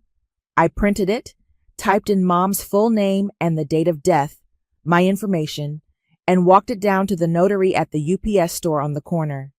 He checked my ID, stamped the page, and slid it back like we were swapping recipes. At the recorder's office, the plexiglass was still up from the world we've been living in. The place smelled like sanitizer and old paper. A woman ahead of me renewed her dog license and apologized 3 times for having the wrong form. When it was my turn, I slid the affidavit and the certified death certificate under the slot. The clerk checked the stapled corner, typed my mom's name into the computer, and nodded. "Affidavit of death for transfer on death, she said, like an order at a diner. Recording fee is $42. Do you need a conformed copy? Yes, I said. Please. She stamped, scanned, and handed me a receipt with a string of numbers that felt steadier than anything else that week. I folded it into my purse like a talisman and went back to the car. I ate a granola bar in the parking lot because my hands were shaking and then drove home. The sign was still in the yard, but crooked in a new way, as if someone had come by and thought about it. I snapped a picture and texted it to Gregory. Remove your sign today. I've filed the affidavit of death. Attached is the receipt number. Received, he wrote back. We will withdraw any online activity and remove the sign this afternoon. Inside, the house felt like it always has after errands. Quiet, a little stale, like it had been holding its breath while I was gone. I set the conformed copy of the affidavit and the new receipt under the deed in my red-tabbed folder. Then I pulled out a new accordion file from the hall closet, the kind with expanding pockets. I labeled it house in block letters and started moving things over. Deed, property tax receipt, funeral invoice, lock change receipt, the inventory list from last night, and now the affidavit. I made myself a sandwich and ate it at the sink. When I finished, I wiped my hands and opened Mom's recipe tin to put away a paperclip. The index cards rustled. Chicken tetrazzini, banana bread, Dad's chili with notes in the margins. At the bottom was a white envelope I hadn't seen. The flap sealed, but the corner slightly bent like it had been jostled. My name was on the front in Mom's slanted blue pen. I sat down. I opened it carefully so I wouldn't tear the writing. One page lined. Nora, it said, thank you for letting me go in my own bedroom.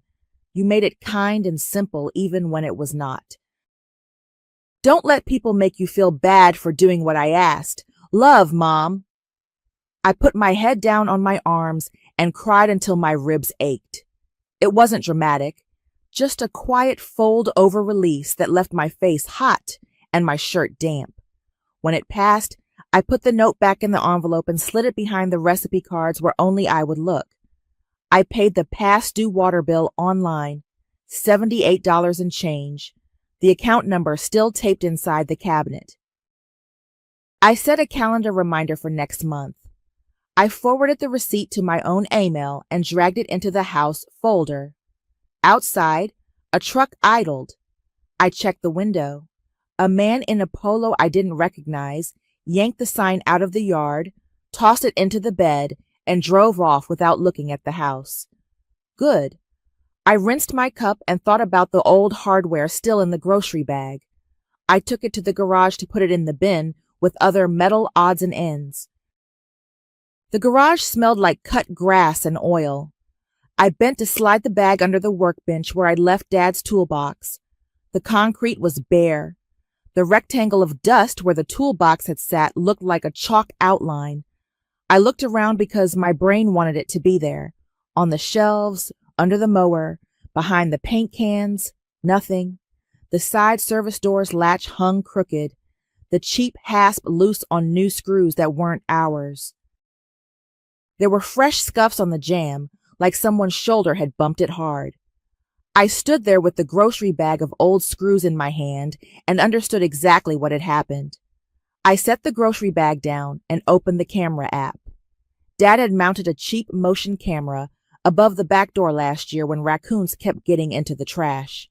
I swiped to the timeline and scrolled to the night before.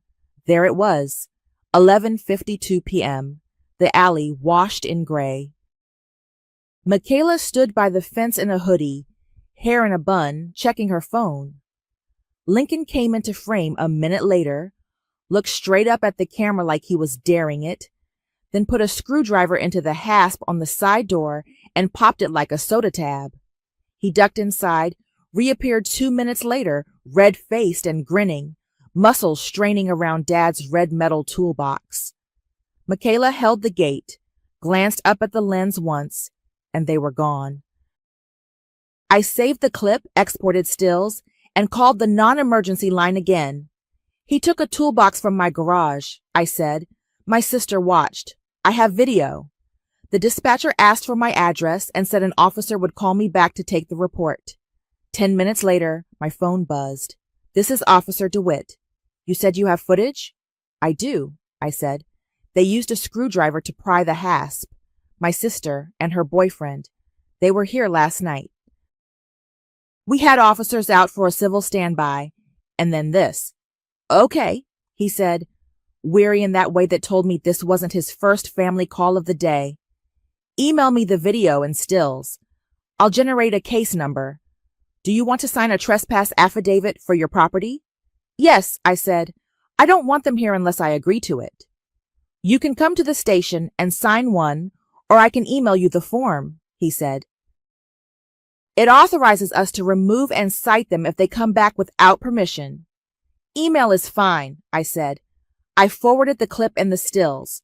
He sent back a case number and the form. In his reply, he called it a garden variety family mess. Not unkindly, more like a label that helped him put it in a folder in his own head. I filled out the trespass form, signed it, scanned it, and sent it back. As I was naming the files, toolbox, stills DACA 1, case Gaba Arn, my phone lit up. Gregory, I'm withdrawing any listing activity. MLS already flagged it for lack of authorization. The sign has been removed. Sorry for the confusion. Me, thank you. Please direct any future calls to me. I took a picture of his text and printed it for the house folder. The red tab had started to buckle from how much I was sliding into it. I added the trespass affidavit and wrote the case number on a sticky note. My phone buzzed again, this time with a group thread I hadn't muted fast enough. Michaela had added aunts and cousins and anyone who would give her a thumbs up. Michaela, Nora stole the house and Dad's legacy. Won't even let me have a chair. She called the cops on me. I'm done. Aunt Denise, this is heartbreaking. Your mother wanted you to be together. Cousin Talia, wait, what's going on? I didn't answer. I scrolled once, muted the thread, and opened a new text to Michaela, and only Michaela. Me. Final boundary. Contact me by text only. No drop-ins. No unannounced visits. Porches pickups by appointment, only for personal items we agree on. The no trespass is on file with the police. My offer stands. Return Dad's toolbox, stop the harassment, and I'll drop the theft report and forgive the $480 funeral shortfall. Do not come onto the property without texting me first and getting a yes. She didn't respond. A minute later, Lincoln sent me a fire emoji and a clown face from his number-like punctuation. I didn't reply to that either. At 5, Maya texted, "You home?" "I'm bringing food." She showed up 20 minutes later with 2 sandwiches wrapped in butcher paper and a 6-pack of the sparkling water Mom used to like. She kicked off her shoes at the door, looked at my face, and just handed me the sandwich. "Tell me everything," she said.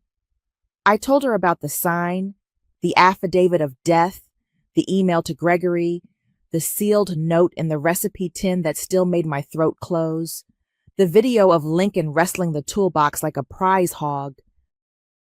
"You're not crazy," she said when I ran out of language. "Grief is loud. People who can't control the outcome get louder." "I hate it," I said. "I hate that I'm the adult in a room I didn't ask to be in." "That doesn't make you wrong," she said. She wiped her hands and started stacking my printed stills into a neat pile. "You're doing it right. Boundaries with receipts." We ate at the table. She made me laugh once about the way Lincoln looked at the camera like it owed him rent. After she left, I washed the paper plates, checked the locks one more time, and put the toolbox stills on top of the house folder so I wouldn't forget to print an extra set. A week later, a man in a windbreaker knocked on the door at 9 a.m. and asked for me by name. He handed me a manila envelope and had me sign a little screen with a stylus that didn't work on the first 2 tries. After he left, I opened it at the table. Small claims summons. Plaintiff, Michaela Evans. Defendants, Nora Evans. Causes, half equity owed, and wrongful eviction. Hearing date circled in yellow highlighter for 3 weeks from Thursday. I took a picture of the first page for the folder and set it on the pile. The porch was quiet. The only sound was the fridge motor and, somewhere outside, Clyde's mower coughing to life. I put my finger on the line where she'd written equity and felt the anger pass like a wave. Then I picked up my pen and wrote the court date on the calendar. The envelope sat on the table like a dare. I put it under the red-tabbed folder inside the accordion labeled House and called the Legal Aid Clinic. They gave me an appointment the following Tuesday with Zuriel Cooper. The clinic was 2 bus stops away from the courthouse, a square room with fluorescent lights and a poster about landlord-tenant rights curling at the corners. Zuriel shook my hand, sat me down, and let me empty my bag. I laid out the transfer on death deed, the affidavit of death and recorder receipt, the $136 property tax receipt, the funeral invoice with the $480 I covered highlighted, the $96 lock change receipt, the printed text with Gregory withdrawing the listing, screenshots of Michaela's messages, and the trespass case number with stills of Lincoln hauling Dad's toolbox. Zuriel flipped through without flinching. "Okay," she said. "Small claims can't decide title. That's good for you. The judge will look at the deed and toss any equity split claim. What you want to do is be simple, calm, and organized. No speeches, a short timeline, and receipts." "I can do that," I said. My voice sounded like it belonged to someone who slept. She pulled a yellow legal pad between us. "Let's write it out. 1 line per event. Keep it to essentials." We wrote, "Dad died in October last year. Mom and Dad signed transfer on death deed August last year. Recorded. I moved in January to care for Mom, managed bills. I paid April property tax, won the house 136 Mom died on Sunday, date, Tuesday. Sister demanded I leave. I showed deed. Wednesday, 24-hour window for personal items, change locks at 7 p.m. Wednesday night, civil standby with police. Sister took jewelry photos. Late Wednesday, toolbox theft captured on camera, a police report, trespass affidavit signed. Thursday, realtor sign. I contacted Gregory and Reagan, filed affidavit of death. Following week, small claims summons received. Now, preparing. Zuriel circled the tax, funeral, and lock receipts. File a counterclaim today for these amounts. The judge can only award you money if you've asked for it in the paperwork. The basis is repayment of out-of-pocket expenses that benefited the estate and protection of property. Attach copies. "I'll do it right after this," I said. She nodded. "Bring 2 sets of everything for court. Highlight dates. Label each sheet.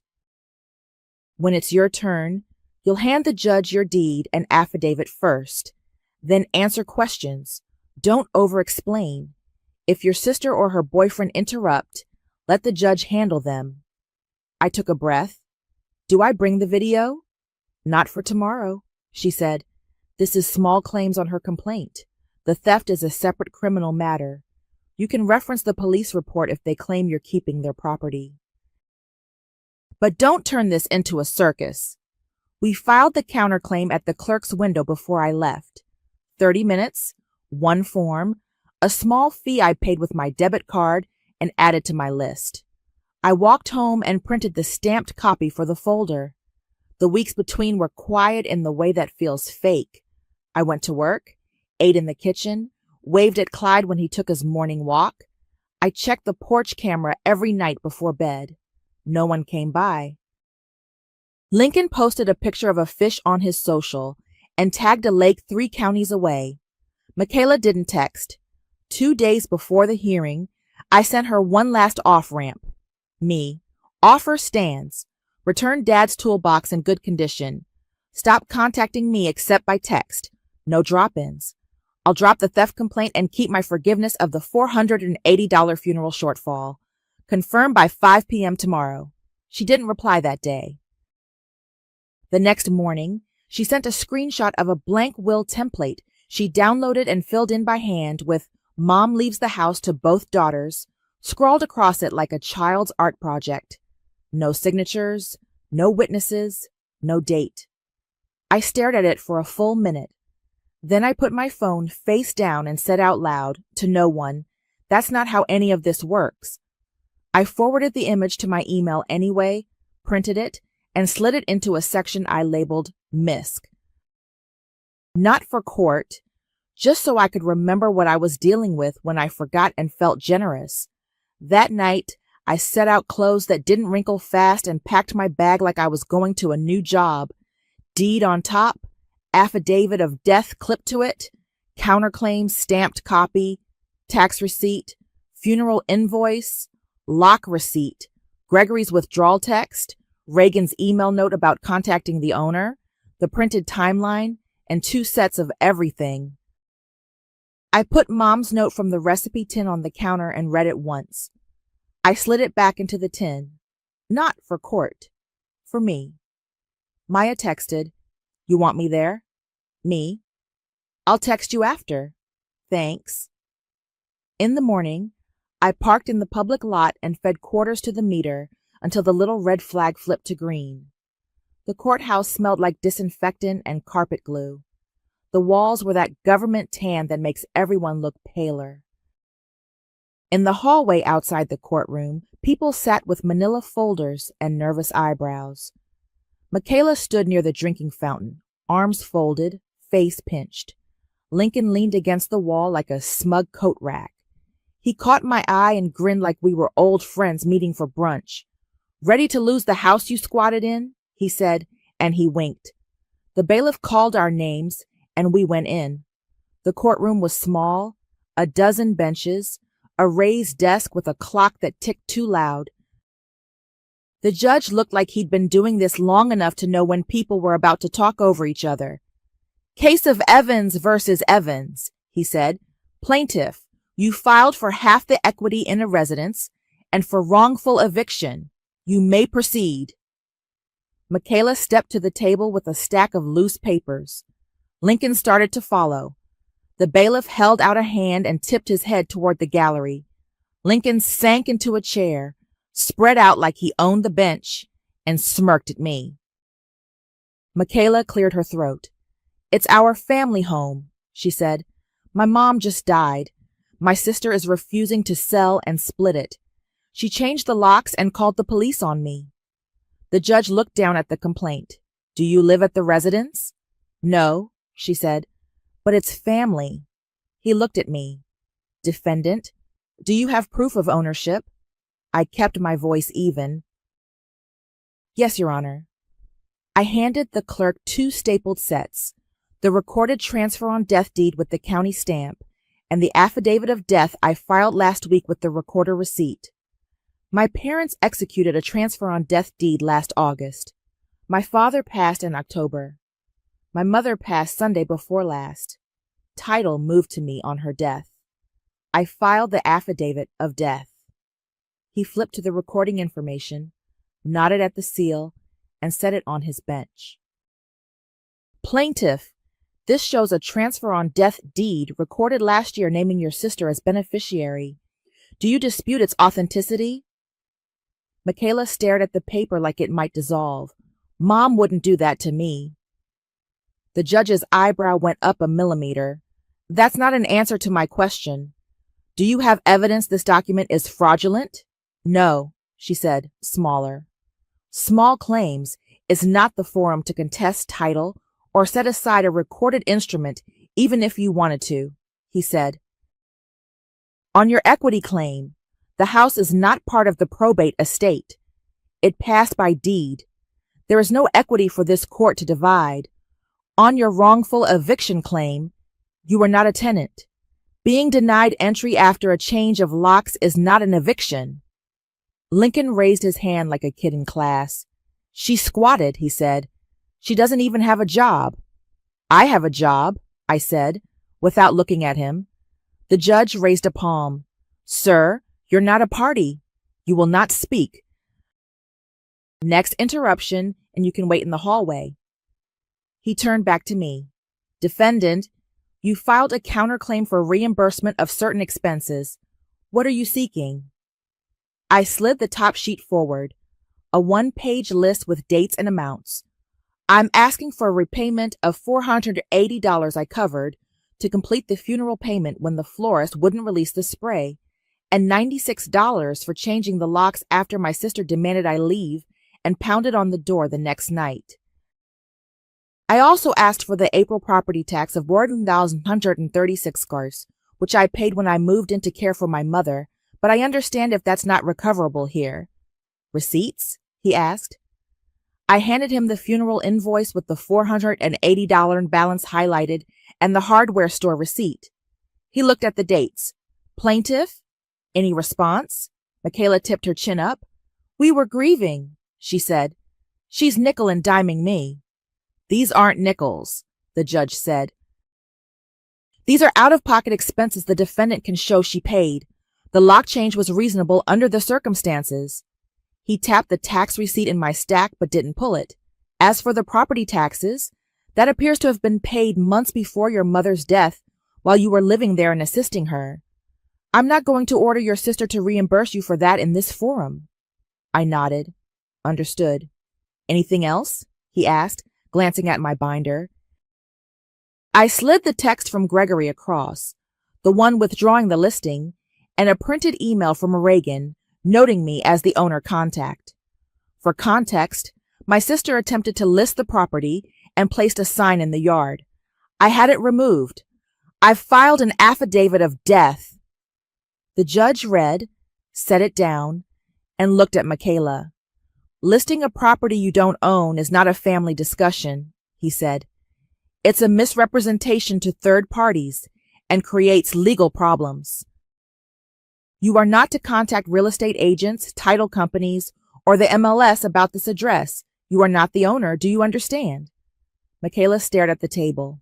Yes. All right. Plaintiff's claims are dismissed, he said, voice steady. Judgment on the counterclaim in favor of the defendant for $480 and $96, plus court costs. The property tax claim is denied. The court notes that title is vested in the defendant by recorded instrument. Plaintiff is admonished not to interfere with defendant's possession or claim ownership to others. Lincoln's mouth opened and then closed. The bailiff's chair creaked. Someone 2 rows back coughed. I felt my shoulders drop half an inch. Anything else today? The judge asked. No, Your Honor, I said. He nodded. Then we're done.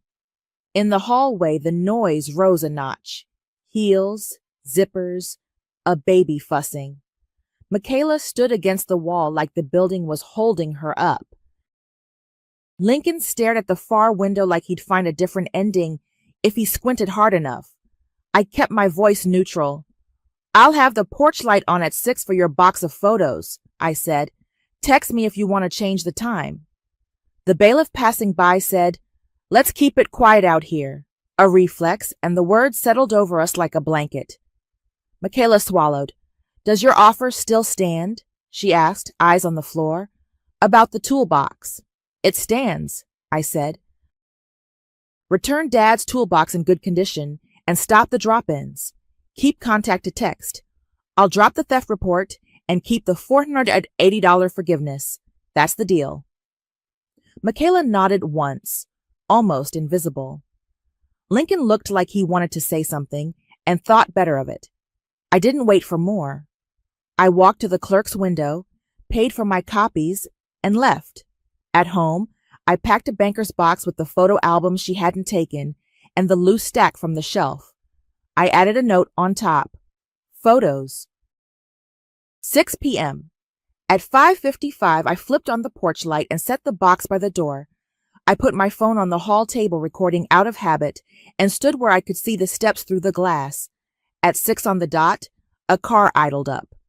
Michaela walked to the porch alone. She didn't knock. She picked up the box, glanced at the door like it might speak, and left.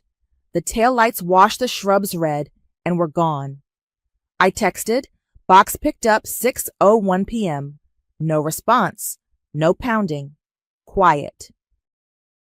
2 evenings later, my phone buzzed with a text from Clyde. Clyde, box on your porch. Thought you'd want to know. He'd given me his number last winter when he helped Dad salt the sidewalk. I opened the door. A cardboard box sat where the photo box had been, light catching the metal inside. On top was a folded piece of notebook paper with my name. I brought it in and set it on the table. Inside was Dad's toolbox, every dent familiar. I lifted the top and breathed in oil and old sawdust. The shallow tray held his socket set, and tucked in the corner, the little red-handled pocket screwdriver he used to open paint cans and battery compartments. The note was one word, written tight. Here. I took a picture of the toolbox where it sat, then texted Michaela. Received. I'm dropping the theft report. The no trespass remains in effect. I emailed Officer DeWitt the same. Property returned. Complainant declines to pursue. Please keep trespass affidavit on file. He wrote back 5 minutes later with an acknowledged and the case number in the subject line. The court mailed me a notice of entry of judgment with our names typed in black and white. By the end of the week, an envelope showed up with a money order for $576. No note, just the amount. I took a photo for the folder and walked it to the credit union. The teller counted it twice and slid the receipt under the glass. Late that afternoon, I pulled on gloves and went out to the yard. Where the for sale sign had been, the ground was still pocked and soft. I tamped the divots, sprinkled a handful of seed from the garage shelf, and watered until the mud shone dark. The hose clicked when I shut it off, the sound of a thing in its place. Inside, I opened the county treasurer's website and set a payment plan for next year's taxes. Auto draft on the first Monday, alert to my email a week before. I set 2 reminders on my phone and wrote, taxes plan set, on a sticky note I stuck inside the house file so I'd see it whenever I opened the accordion.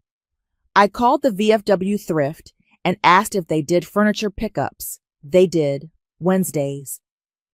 A truck backed into the driveway 2 days later with 2 men in matching shirts. They tilted Dad's recliner forward and slid the moving blanket under it like they'd done it 100 times. One guy tested the lever, smiled at the squeak, and said they'd find it a good home. I stood there with my hands in my pockets and nodded. When they drove off, I carried the pocket screwdriver from the toolbox to the kitchen and put it in the drawer with the rubber bands and spare fuses. I liked the weight of it. It didn't rattle. Maya texted, how'd it end? Me. Toolbox came back. Judgment paid. Quiet. Maya, come up for air this weekend? Me. Maybe. For now, I'm okay. Gregory didn't call again. Reagan sent me a short, record updated email after the affidavit of death posted, and that was that. No more signs. No more pounding on the door. The porch camera notifications went from every hour to a squirrel at noon and a UPS drop at 3.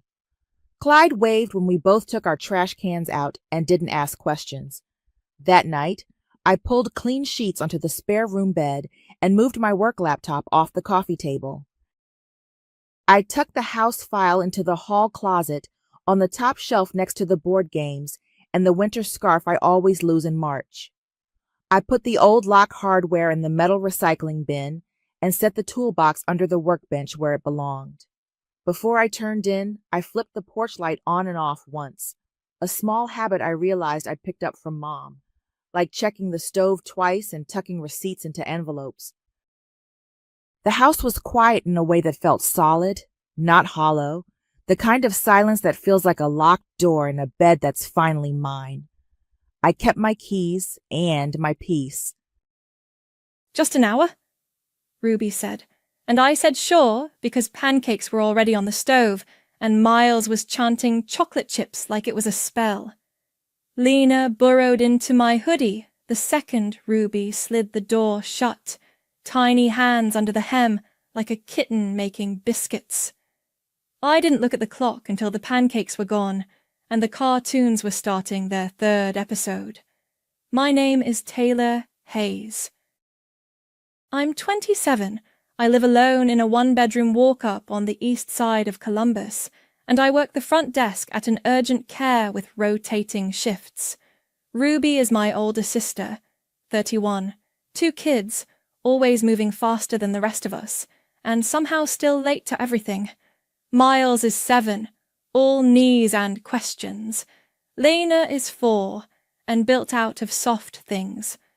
Tulle skirts, plush animals, my sweatshirts. Ruby had texted at 8:52 a.m. Hour? Need to run to the store. She knows my Saturdays are usually open unless I pick up an early shift. We live 15 minutes apart if you hit the lights right. I gave her a spare key when I moved in last year. For emergencies. And I meant it too. Our mom, Helen, likes the idea of the family being able to get into each other's places, just in case. Aunt Maria laughed and said, "Boundaries and keys can coexist," which is very Aunt Maria. Samuel, our cousin, made a joke in the Hayes fam chat about booby traps. That's our family, loving, loud, and always in each other's pockets. We made a morning out of it. Pancakes, syrup, the good blueberries. Miles insisted on building a fort with my dining chairs and a blanket that only covers half of him. Lena fell asleep on my lap for 20 minutes, cheek hot, breath sticky with maple. I sent a picture to Ruby. We're good. She heart-reacted and didn't say when she'd be back. By 10:30, I texted, ETA? No dots. At 11:15, I set up colouring and put on a movie. At 12:20, Miles asked if it was lunch yet. I cut up apples and made grilled cheese with the last of my cheddar. Lena woke up and asked for the blue cup, the blue, which was in Ruby's bag in Ruby's trunk wherever Ruby was. I found my own blue mug and poured milk with a flourish. Crisis averted. Still no Ruby. She rolled back in at 1:58 p.m., 5 hours after the "just an hour" text, hair in a new claw clip and a sweating iced coffee in her hand like a trophy. "Oh my God, Tay!" she said, words coming out like she'd been holding them in line at Target. It was insane, the line, and then they were out of the size I needed, and traffic on Livingston is a joke, and I had to swing by Costco too because diapers are... She clocked the fort, the empty plates, Lena in my hoodie, and smiled like it was all very charming. "You're a lifesaver." I handed Lena her sneakers and said, "We're fine," because we were, mostly. It stung, but I smiled so it wouldn't show. Miles hugged me like a tackling dummy and promised to bring his Pokemon binder next time. Ruby kissed the top of my head on her way out. "I'll Venmo you later," she threw over her shoulder like a refillable phrase. I didn't correct her. I didn't say a number. I wiped syrup off the table and collected crayons from under my chairs and stood for a minute in the quiet of my apartment with the TV still murmuring and a sticky handprint on my thigh. It wasn't a big deal, I told myself. Family helps family. Mom says we take care of each other and then she sends a casserole. Aunt Maria says, helping is generous, being used is not. And then she hands you Tupperware. I'm dependable. Walter, my supervisor at the clinic, uses that word like a gold star, and I wear it like armor.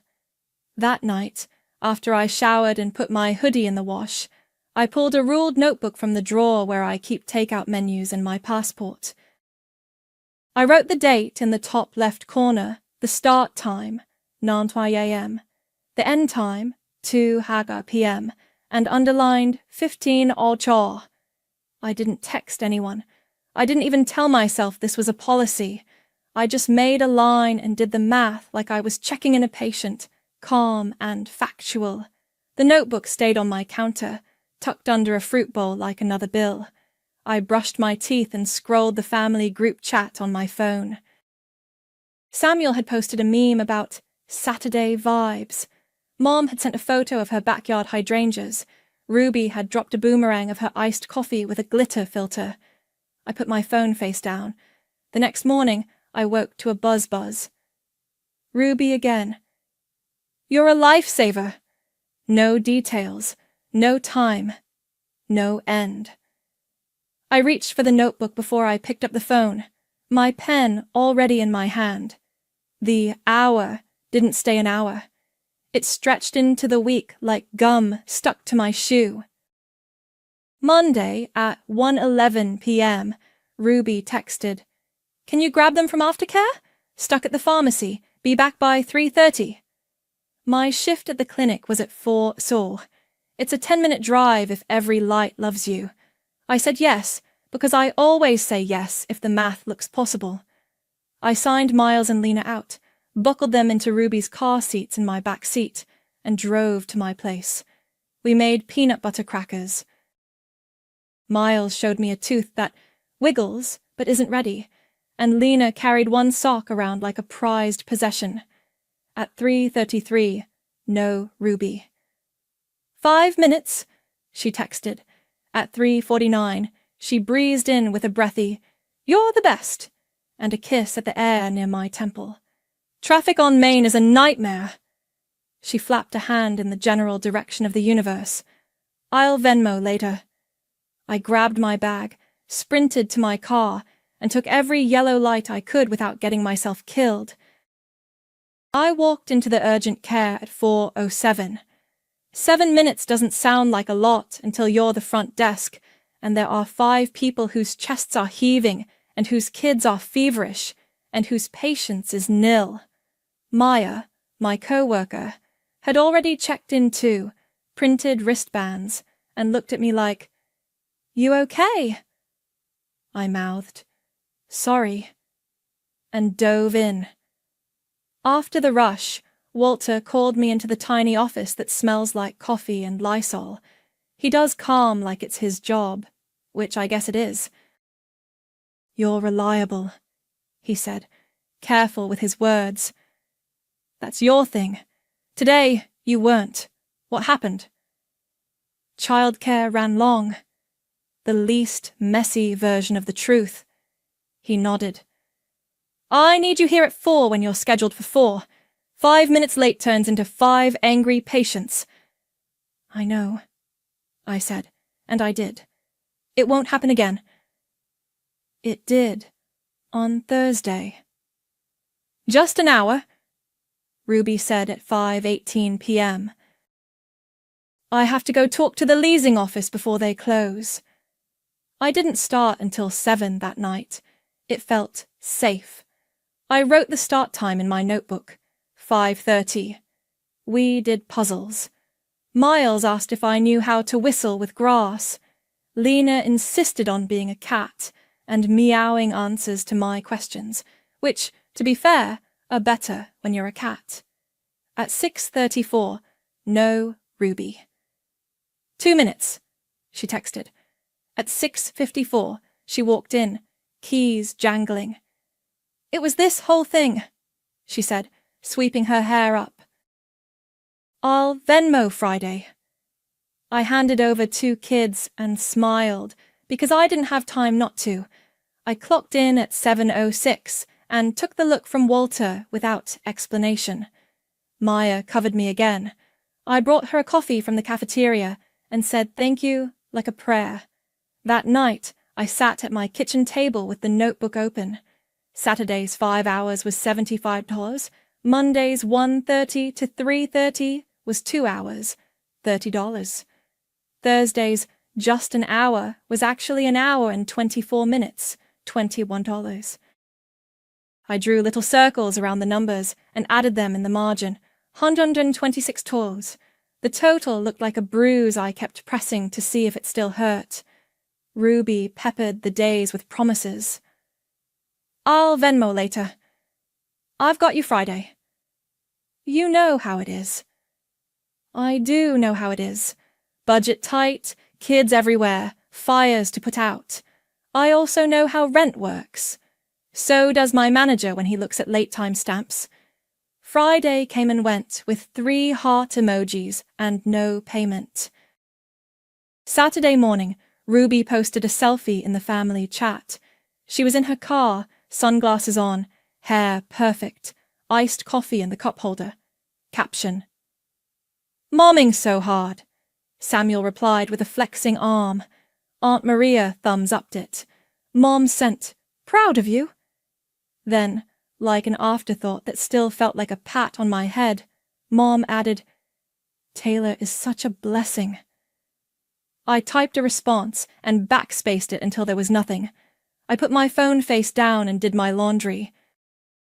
By noon, Ruby had texted me directly. "Any chance you can take them for a bit? Groceries? Just an hour." I looked at my notebook before I looked at my screen. I wrote the date, left the start time blank, and stared at the empty line until my teeth unclenched. At the clinic, I stopped by the break room and asked Marcus if he could swap his Sunday morning for my Tuesday night, just in case. He said yes, because I'm the one who covers when people need it, and I promised I'd owe him. Owing people feels like my hobby lately. When I got home, there was a pink plastic bracelet on my couch from Lena, and a drawing Miles left of us holding hands under a rectangle sky. I propped the drawing on my fridge with a magnet shaped like Ohio and sat down with my notebook again. Just an hour had already become a pattern, and patterns have math. The numbers didn't care how sweet the kids are or how much I love them. They just stacked.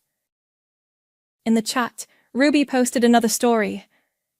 "Kids ate all the grapes in one sitting. Send help." Mom sent a laughing emoji and wrote, "Taylor is such a blessing." Again, like a refrain, I circled the 126th as one more time, not because it changed, but because I needed to see it.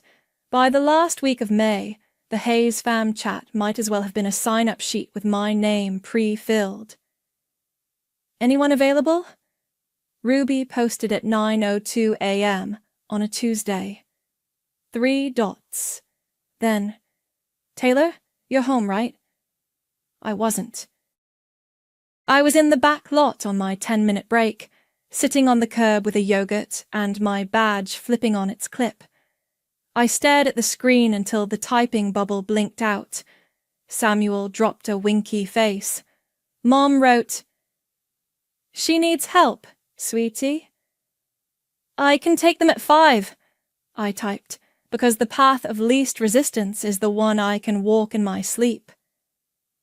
"Lifesaver," Ruby replied. "Just an hour." I put my phone away, finished the yogurt, and went back to the front desk. Maya made a little trumpet noise as I slid into my chair. 24 patients on the board, she said. "We're thriving."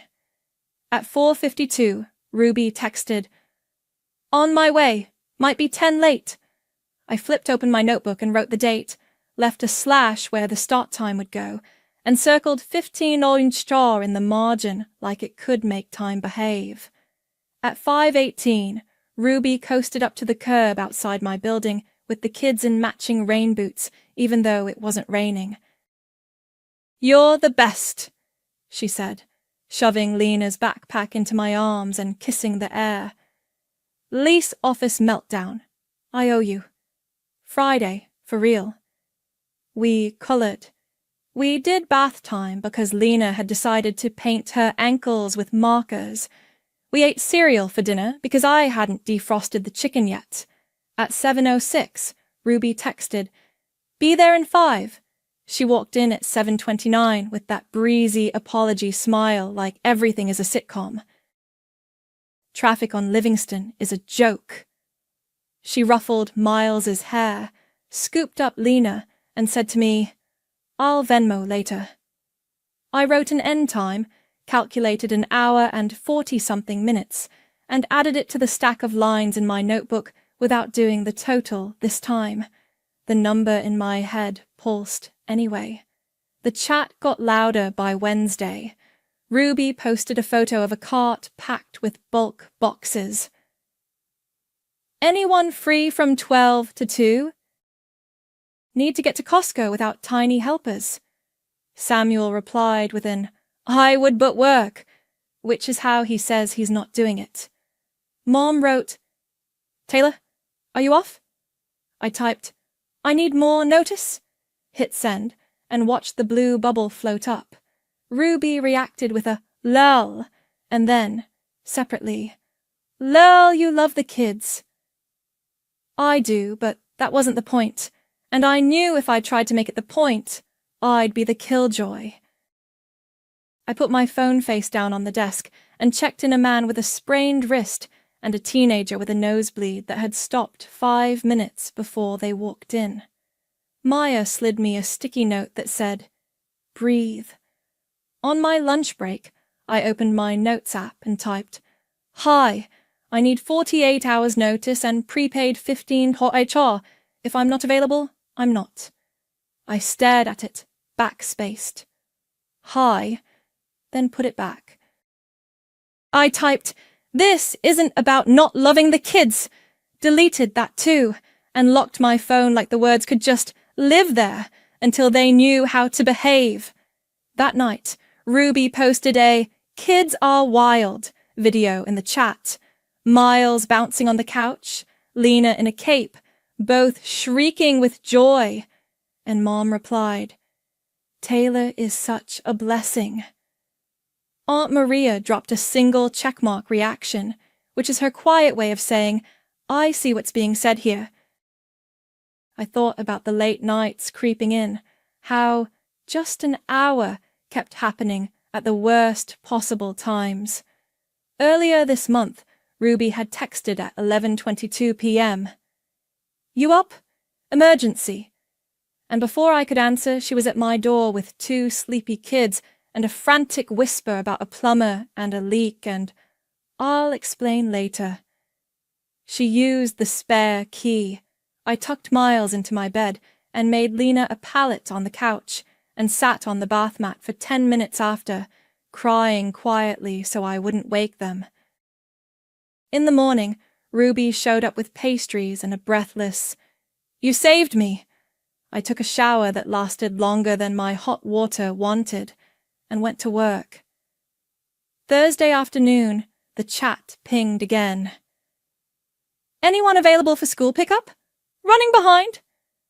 No names, but she didn't need to say them. Samuel sent a winky face. Mom sent, "Taylor, honey?" I typed, "I'm at work," which was true. Then, because the guilt sits heavy, I texted Ruby directly. "Maya can cover me for 30 minutes if you need me to grab them, but I can't wait around." "Got it," she wrote, and sent 5 heart emojis. At 3:05, she followed with, "Actually, can you? I'm at the tire place. 30 minutes tops." I asked Maya, who said yes because she's kind, and because I bring her coffee when she saves me. I drove like a person trying to beat an egg timer, signed out the kids, and got them to my apartment. We read the same book 3 times. At 3:58, I was back at the front desk with my badge flipping and Walter doing his slow nod like he was clocking the edges of this. When I got home, I wrote 2 more lines in the notebook and didn't add them up. The edges of my receipts were getting soft from being flipped. At 8:16 p.m., when I was finally sitting on my couch with buttered noodles and a show I wasn't watching, Ruby's name lit up my screen in a private text. "Girls' trip next weekend. Be ready at 5 a.m. I stared at Ruby's text. "Girls' trip next weekend. Be ready at 5 a.m. until my screen dimmed. Then I opened the notes draft I'd been rewriting for days and copied it, palms damp. 48 hours notice and prepaid 15 IR, or I'm not available. I read it 3 times, took a breath, and hit send. The dots popped up fast, then the row of laughing emojis. "You're kidding," she wrote. "Don't be weird, Tay. It's like 3 hours. You'll be asleep anyway." "I'm not available without notice and prepay," I sent. "I have a shift later that day." More dots. "You always do Saturdays," she shot back. "We're family." My thumbs hovered. "I love the kids. These are my terms." 30 seconds later, the Hayes fam chat lit up. Ruby posted, "Taylor's got the kids Saturday AM. She's the best." The hearts started to stack. Samuel dropped his winky face. Mom wrote, "Thank you, sweetie." I typed, "Not confirmed," and hit send before I could soften it. The little "seen" tags bloomed under my bubble, then silence, then Samuel's. I put my phone face down on the countertop and listened to my fridge motor kick on. Friday morning, I stopped by Walter's office before my shift. "I'm solid for Saturday evening," I said, "and I won't be late." He nodded like he was filing that information in a neat folder. During lunch, I opened my planner, the free one they gave us at the clinic orientation, still improbably clean, and wrote out next week's shifts in ink.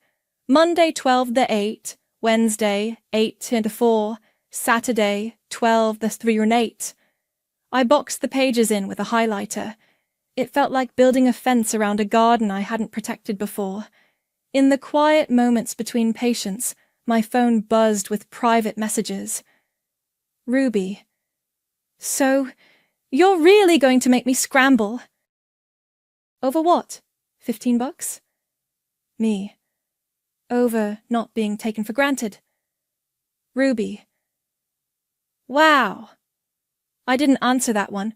I checked in a mom with a toddler who had a rash, printed wristbands, and watched Maya tape a "Be patient, we're short-staffed" sign a little higher so people would actually see it. When I took my break, I emailed my landlord. "Hi, I'd like to have my deadbolt rekeyed. Can maintenance do that this week?" "I'll cover the fee." He wrote back, "We can swing by this afternoon." Like it was nothing at all. At 1:12 p.m., I got a text from the maintenance guy. "Here now. 2 minutes." I ran home on my 30, signed a slip, handed over $40, and watched him swap out the deadbolt in under 5. "Keep the knob the same," I said. "Just the deadbolt." He nodded. You'd be surprised how often we do this. Back at the clinic, my phone lit up again. Ruby in the chat, a boomerang of a suitcase zipping shut, captioned, "Mom's out of here."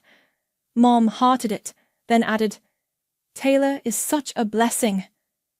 Aunt Maria added a plain "okay" reaction, which I read like a raised eyebrow. Ruby texted privately, "Okay, fine. I'll Venmo you when we're through security." "Prepaid means before," I typed. Then, because I know how she reads tone, I added, "Please." Dots. No reply. At 6:03, she tried another flank. "Taylor, you know I wouldn't ask if I wasn't desperate. Flights are early. It's not that deep. You can nap when they're here." "I don't do porch drops at 5 a.m. without notice," I wrote. "If you want me, send start time, end time, and payment tonight." She sent a single, and nothing else. I made pasta, watched half an episode of a show I wasn't following, washed my dishes and set my phone on Do Not Disturb. My notebook sat under the fruit bowl with 3 new lines written in a tidy column from the week.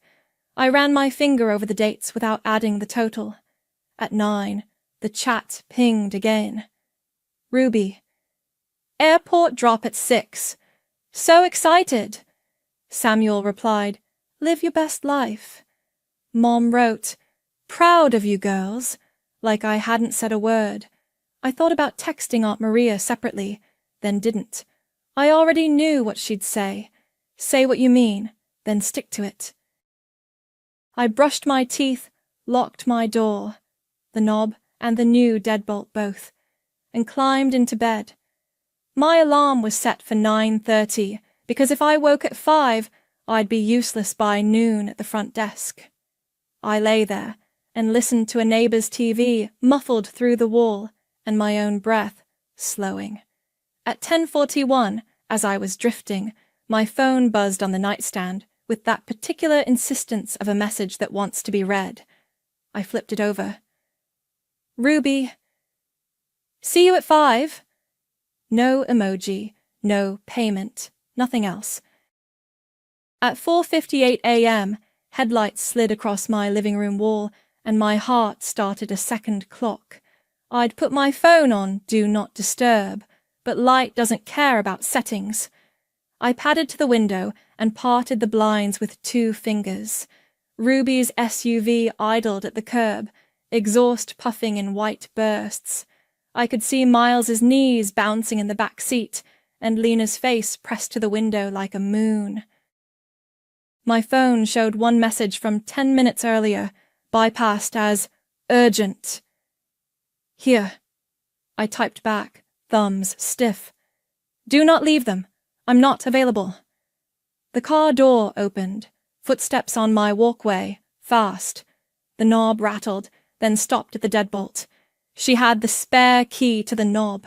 Yesterday, on my lunch break, I paid the maintenance guy $40 to re-key the deadbolt. Taylor, Ruby hissed through the door. Open up! I'm not available, I said, loud enough to carry without waking my upstairs neighbour. I was barefoot on the rug. My hands were steady because I had to make them be. Are you serious? Metal ticked as she tried the key again. The knob turned. The door stayed shut. You didn't confirm or prepay. I have a shift at noon. Oh my God! Her whisper went sharp. It's 3 hours. They'll sleep. You're being ridiculous. Behind her, the car beeped when Miles unclicked his buckle. Miles, stay put, she called over her shoulder, then back to me. You're really going to do this? To me? You're doing this, I said. It's 5 in the morning. Silence, the kind that's just breathing and the faint whine of her engine. Then, unbelievable! She jiggled the knob one more time. The old habit of pushing doors harder like that makes them kinder. Fine. I heard the shuffle of her shoes on the walkway, the car door open and shut, Lena's little voice thready with sleep. We go inside? Ruby said something I couldn't make out. The SUV shifted from park to drive and rolled away, taillights blinking red as it hit the corner. My phone buzzed immediately. Private text. You win. Missed bag drop. They won't let me gate check. Happy? I stared at it. Then the Hayes fam chat lit up like a pinball machine. Ruby. Well, I missed my flight because Taylor wouldn't take her own niece and nephew at 5 a.m. after everything I do. Samuel. Wait, what? Seriously? Mom. Couldn't this have been handled differently? Taylor. Samuel again. That's cold. A cousin I barely hear from dropped a yikes. Someone else sent a dramatic face emoji. The words stacked in my head even if they weren't typed exactly. Selfish, dramatic, heartless, because that's what people mean when they're talking to a crowd. I typed, I set clear terms, and deleted it. I typed, I have work, and deleted that too. I put the phone face down on the counter and stood in the light from the street, breathing like I was trying to pass a pulmonary function test. At 5:21, Ruby sent, I can't believe you. The girls are already there. I'm out hundreds. You could have just helped. I replied once. I said no last night. You didn't pay. Do not leave the kids at my door. Wow, she sent back. Just that, the screen equivalent of a slammed cabinet. I made coffee because there was nothing else to do with my hands. I sat on the arm of the couch and watched the sky go from black to that dull, soft blue. My building was quiet at that hour. Even the early dog people weren't out yet. I thought of Lena's face at the window and Miles's knees bubbling like carbonated water and swallowed hard. At 6:03, Mom texted me privately. Sweetie, Ruby is upset.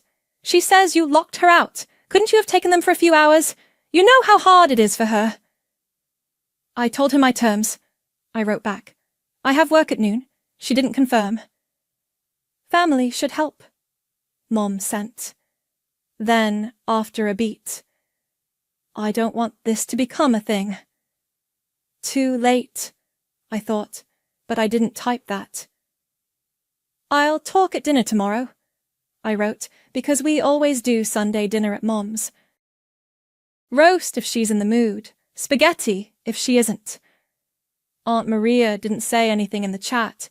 She reacted with a single dot to Ruby's post, her version of, I'm here, say, less. I tried to go back to sleep and managed 40 minutes. My alarm went off at 9:30. I ate toast over the sink and packed a granola bar for later, just in case. The chat kept buzzing in bursts I didn't open. When I finally scrolled it at 10:12, Samuel had written, "We always step up for each other," and Mom had replied, "This is hurtful," and Ruby had posted a photo of a departures board like it was a gravestone. I took a screenshot of Ruby's "See you at 5" text from last night, and her "Here" from this morning, then put my phone away. Not to fight with, just to keep my record straight. I got to the clinic early and sat in my car until 11:55, watching people walk in with their shoulders up around their ears. Inside, the printers hummed like busy bees. Maya handed me a coffee and raised her eyebrows. "You good?" "I'm here," I said. "On time." Walter passed by, gave me his small nod. I put on my badge, flipped it on its clip out of habit, and took my seat at the front desk. My hands were steady when I checked in the first patient. My door at home was locked.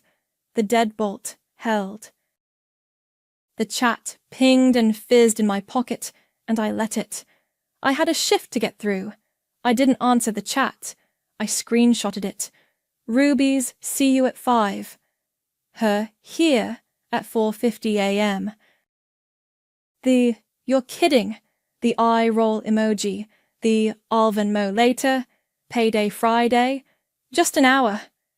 I tapped the timestamps so they'd show under each bubble, then saved them to an album I labeled Childcare. On my dinner break, I opened my notebook at the kitchen counter in the break room and ran my finger down the neat column of dates and times. Saturday, 9/2, $75. Monday, 1:30 through 30, $30. Thursday, 5:30, $654, $21. The next Tuesday, 5/18, $729, call it 2 hours and change, $33. Wednesday's school pickup and the scramble back to the clinic. An hour, $15. The late-night emergency from earlier in the month, backfilled from the timestamps, 11:45 p.m., dropped to 6:30 a.m., pickup, $100. A couple of quick, just-an-hour blocks tucked around my shifts, $45. The pencil squeaked as I did the math in the margin. $382. The number sat there, not caring how cute Lena looks when she collapses in my lap, or how Miles narrates everything he does like a tiny documentary. It was just what it was. At 7:12, my phone buzzed with, "Aunt Maria." I stepped into the hallway by the vending machine, where it's always 10 degrees colder. "Hi," I said. Her voice was low, like she'd closed herself in a pantry. You alive? Barely. Bring your notes to dinner tomorrow, she said. All of them. Dates, times. Print the messages. I don't want it to be a courtroom. It's not. It's clarity. You don't argue in the chat. You show up with facts. You can do facts. I looked down at my notebook. I can do facts. And Taylor? Yeah? Bring the key. I could picture her eyebrow just by the way she said it. I will. Before I clocked out, I pulled the screenshots up on the nursing station computer, signed into my email, and sent them to myself so I could print. The printers hummed like they always do. I slid the warm pages into a manila folder from the supply closet and wrote my name on the tab with a black Sharpie. I felt ridiculous and also steadier. Sunday morning, my apartment was too quiet. I found a glittery plastic ring under the couch and a sticker stuck to the side of my shoe. I ate cereal standing up and wiped syrup ghosts I'd missed off the table's edge. The Hayes fam chat was quieter than usual, just a recipe from a cousin and a photo from Mom of carrots in a roasting pan. No one had said my name since last night. It felt like the air before a storm that might not come. I laid everything out on my coffee table like a tiny exhibit. Notebook open to the totals, screenshots in order, paper clipped, the manila folder with my name in block letters, the spare key Ruby had given me when I moved in, the one she used freely, silver and small, threaded on a red ribbon because Lena thought it was pretty. I untied the ribbon and set it to the side. The key looked naked without it. Mom texted at 10:03. Dinner at 4. Roast is in. Please be on time. I'll be there, I wrote back. Ruby and the kids are coming, she added, like a test. Okay. I tried to nap and failed. I showered. I put on jeans and the soft sweater Aunt Maria got me last Christmas and put the folder and the notebook in a tote bag with a zipper because it felt safer to have them contained. I slid the key into the small front pocket. At 3:40, I pulled up to Mom's house. The hydrangeas she sends photos of were fat and blue. Samuel's car was already there, predictably crooked in the driveway. I could hear voices through the screen door, the quick patter of Lena's words, Miles's factual statements delivered like headlines, Mom's hum, Ruby's bright tone turned up a notch. Inside, the house smelled like roast and garlic, and the honey glaze Mom uses on carrots that makes them sticky and perfect.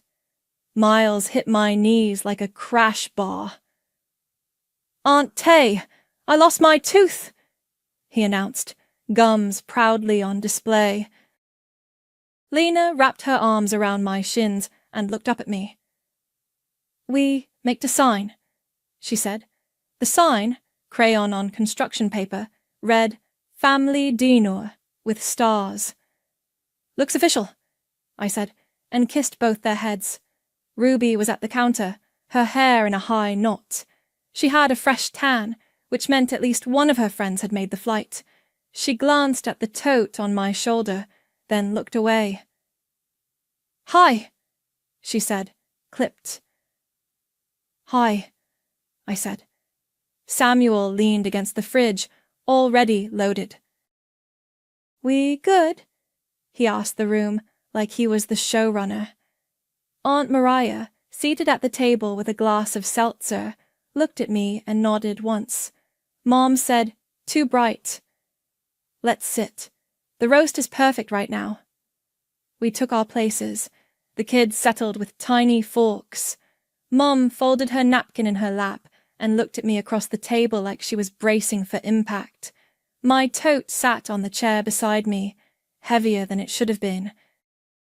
I unzipped it, slid out the manila folder and the notebook, and set them on the table next to my plate. The room quieted in that way Rooms do when they realize they're about to hear something important. Steam rose off the roast, visible in the late afternoon light. I put the spare key on top of the folder. "Okay," I said, calm as I could make it. "I brought what you asked for." Mom's fork hovered over the roast, like she'd forgotten how to set it down.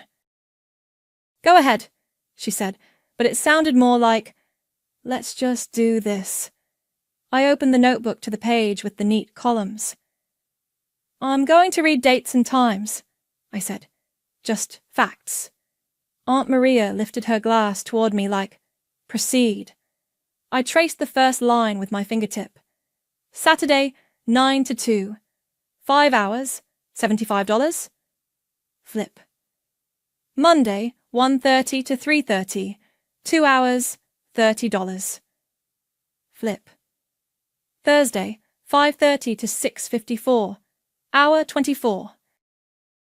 $21. I kept going.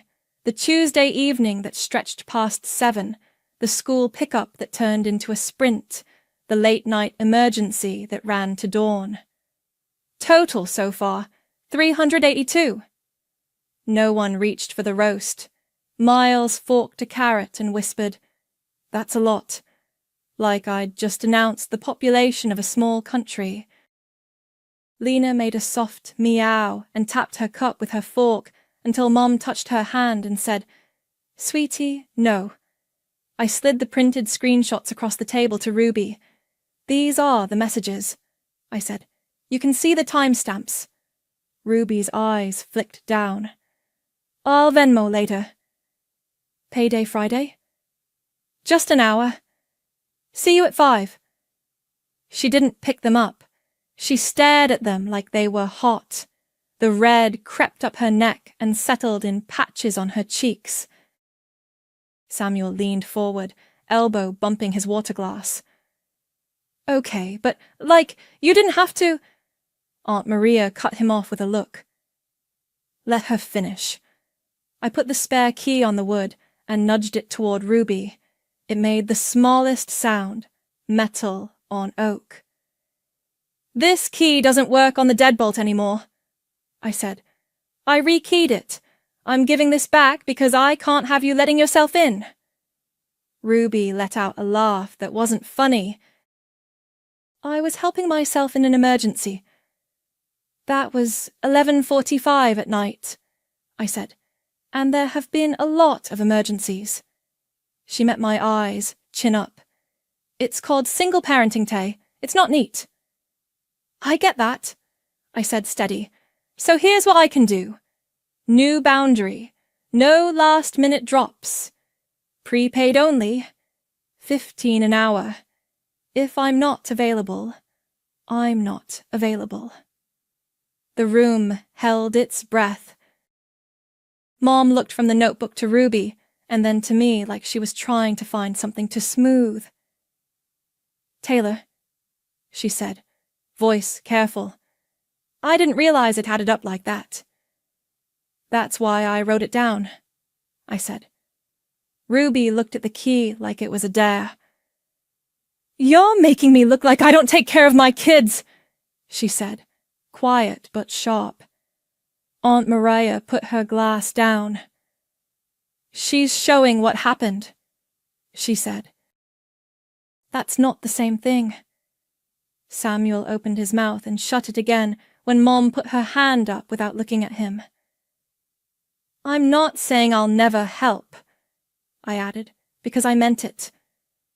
"I love them, but it has to be with notice, and it has to be paid for. I almost lost my job this week. I can't keep sprinting to make everyone else's plans work."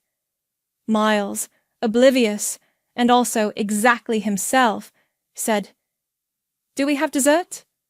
like a bell in a quiet church. "We do," Mom said, a tremor in her smile. "It's in the fridge."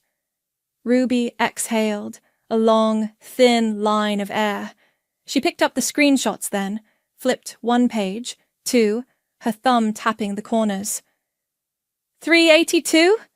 She said, not looking at me.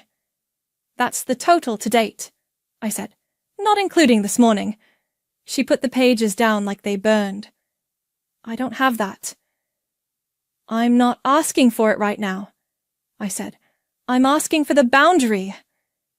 Silence again, but it wasn't the held breath of before. It was quieter, like the house had adjusted to a new temperature. Mom reached for the roast and finally carved into it, the knife gliding, the smell filling the pause. Okay, Ruby said, eyes on her plate. Okay. She slid the key off the table edge into her palm and closed her fingers around it. I get it. Aunt Maria nodded like she'd been waiting to hear that exact sentence.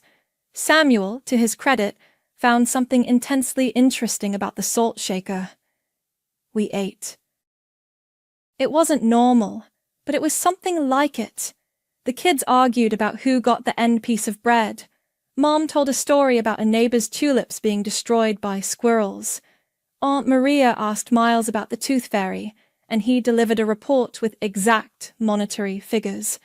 Ruby didn't make a joke at my expense. No one called me dramatic.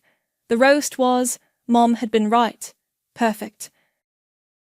When plates were pushed back and the kids were arguing about sprinkles on their ice cream, I slid the folder and notebook back into my tote.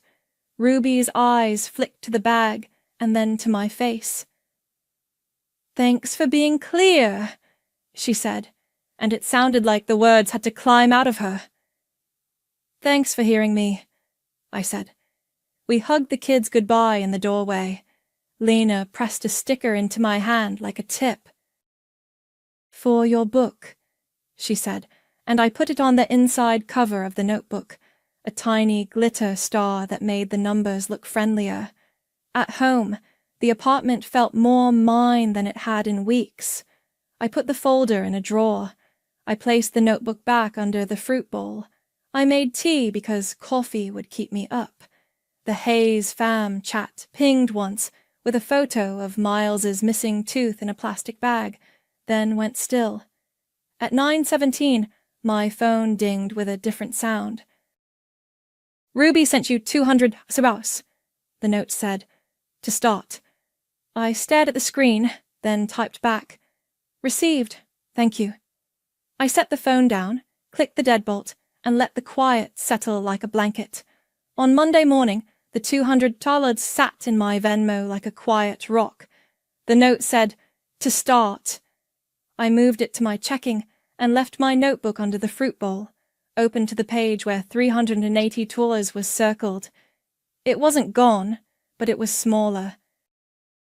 The Hayes fam chat posted a lasagna recipe and Samuel's dog in a sweater.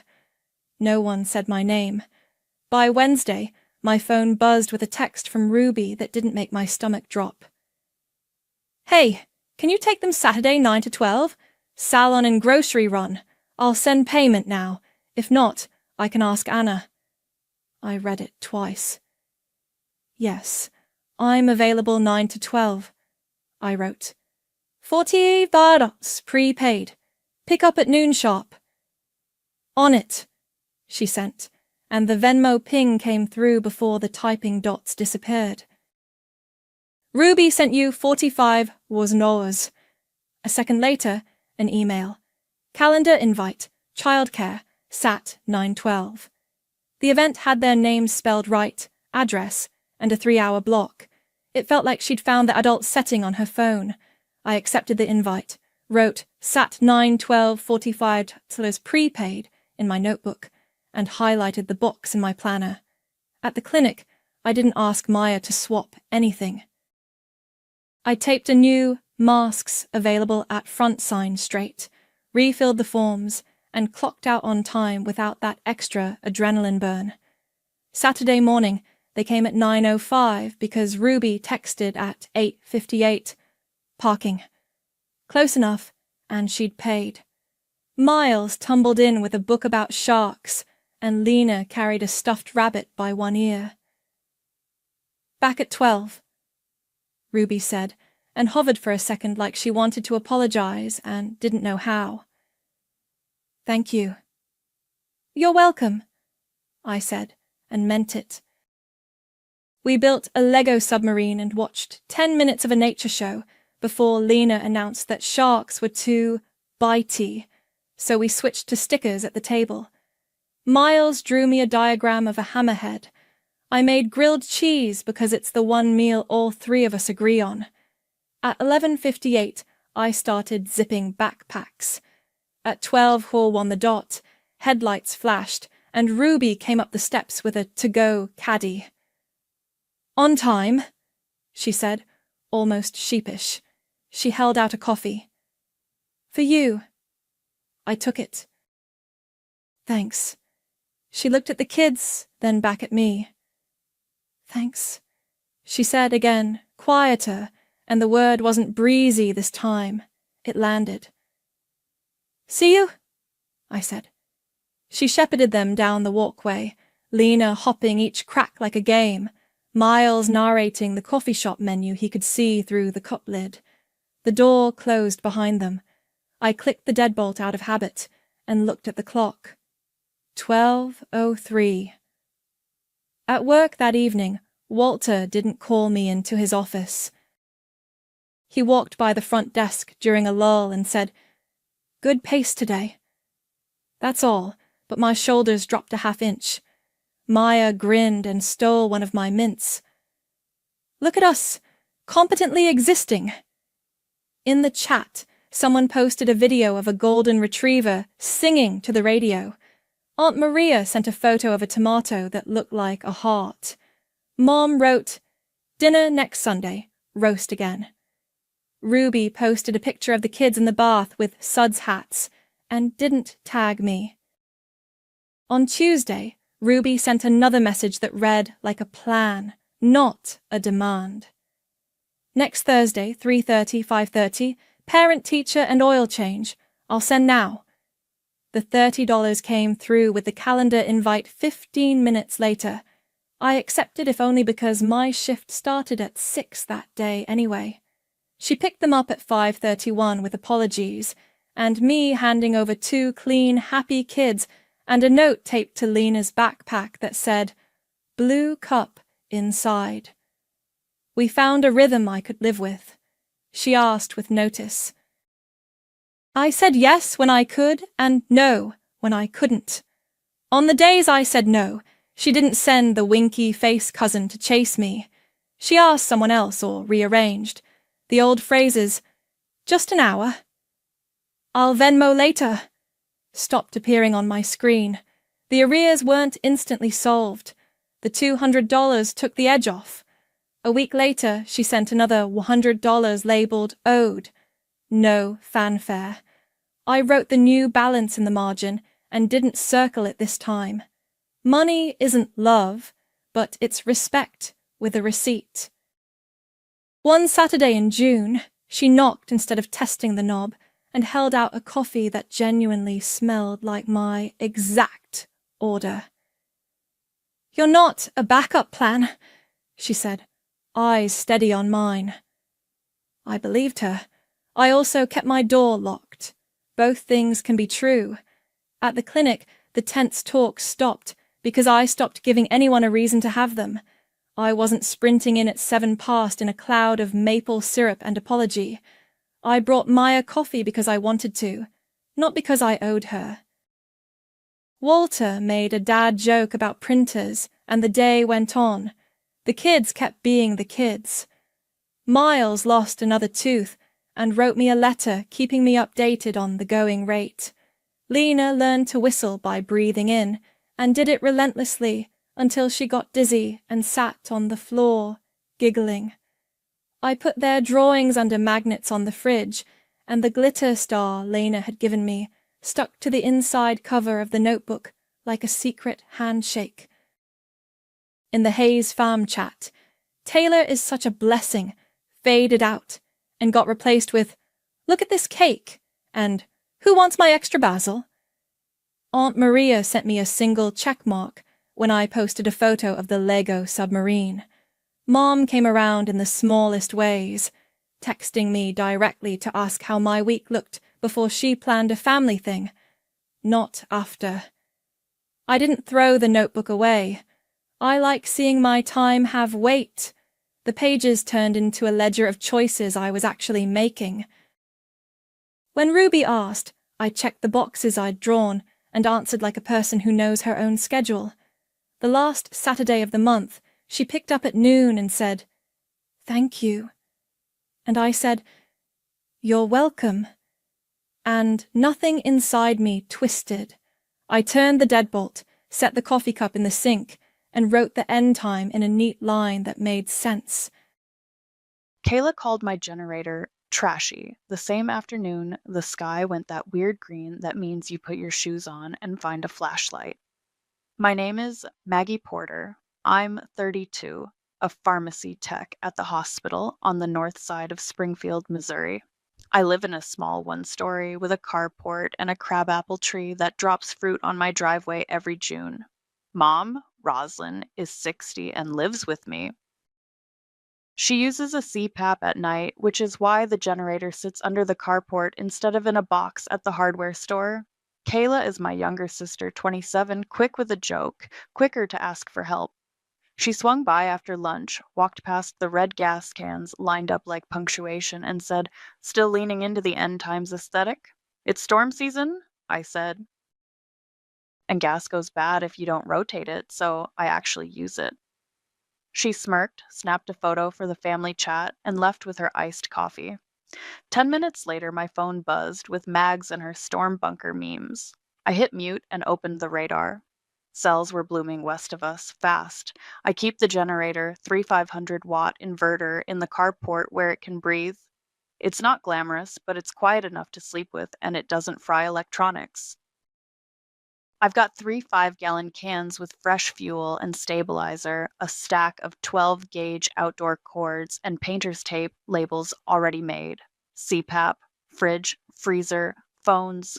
I write watt limits because I don't like surprises and because I've watched too many space heaters, trip breakers. Across the street is Bo, 44, big truck, louder mouth. 2 doors down is Carl Gomez, 79, who wears a Cardinals hat and runs an oxygen concentrator most days.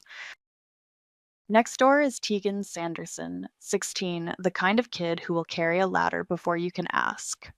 At work, there's Amir, 34, my friend who texts me pictures of radar when he knows I'm on shift. Kayla's boyfriend, Cade, is 29. He likes to fix things by pushing buttons until something beeps. At 5:12 p.m., the city alert pinged, line crews on standby, damaging winds possible after 7. I ate early, checked Mom's distilled water, and made sure the CPAP mask was clean.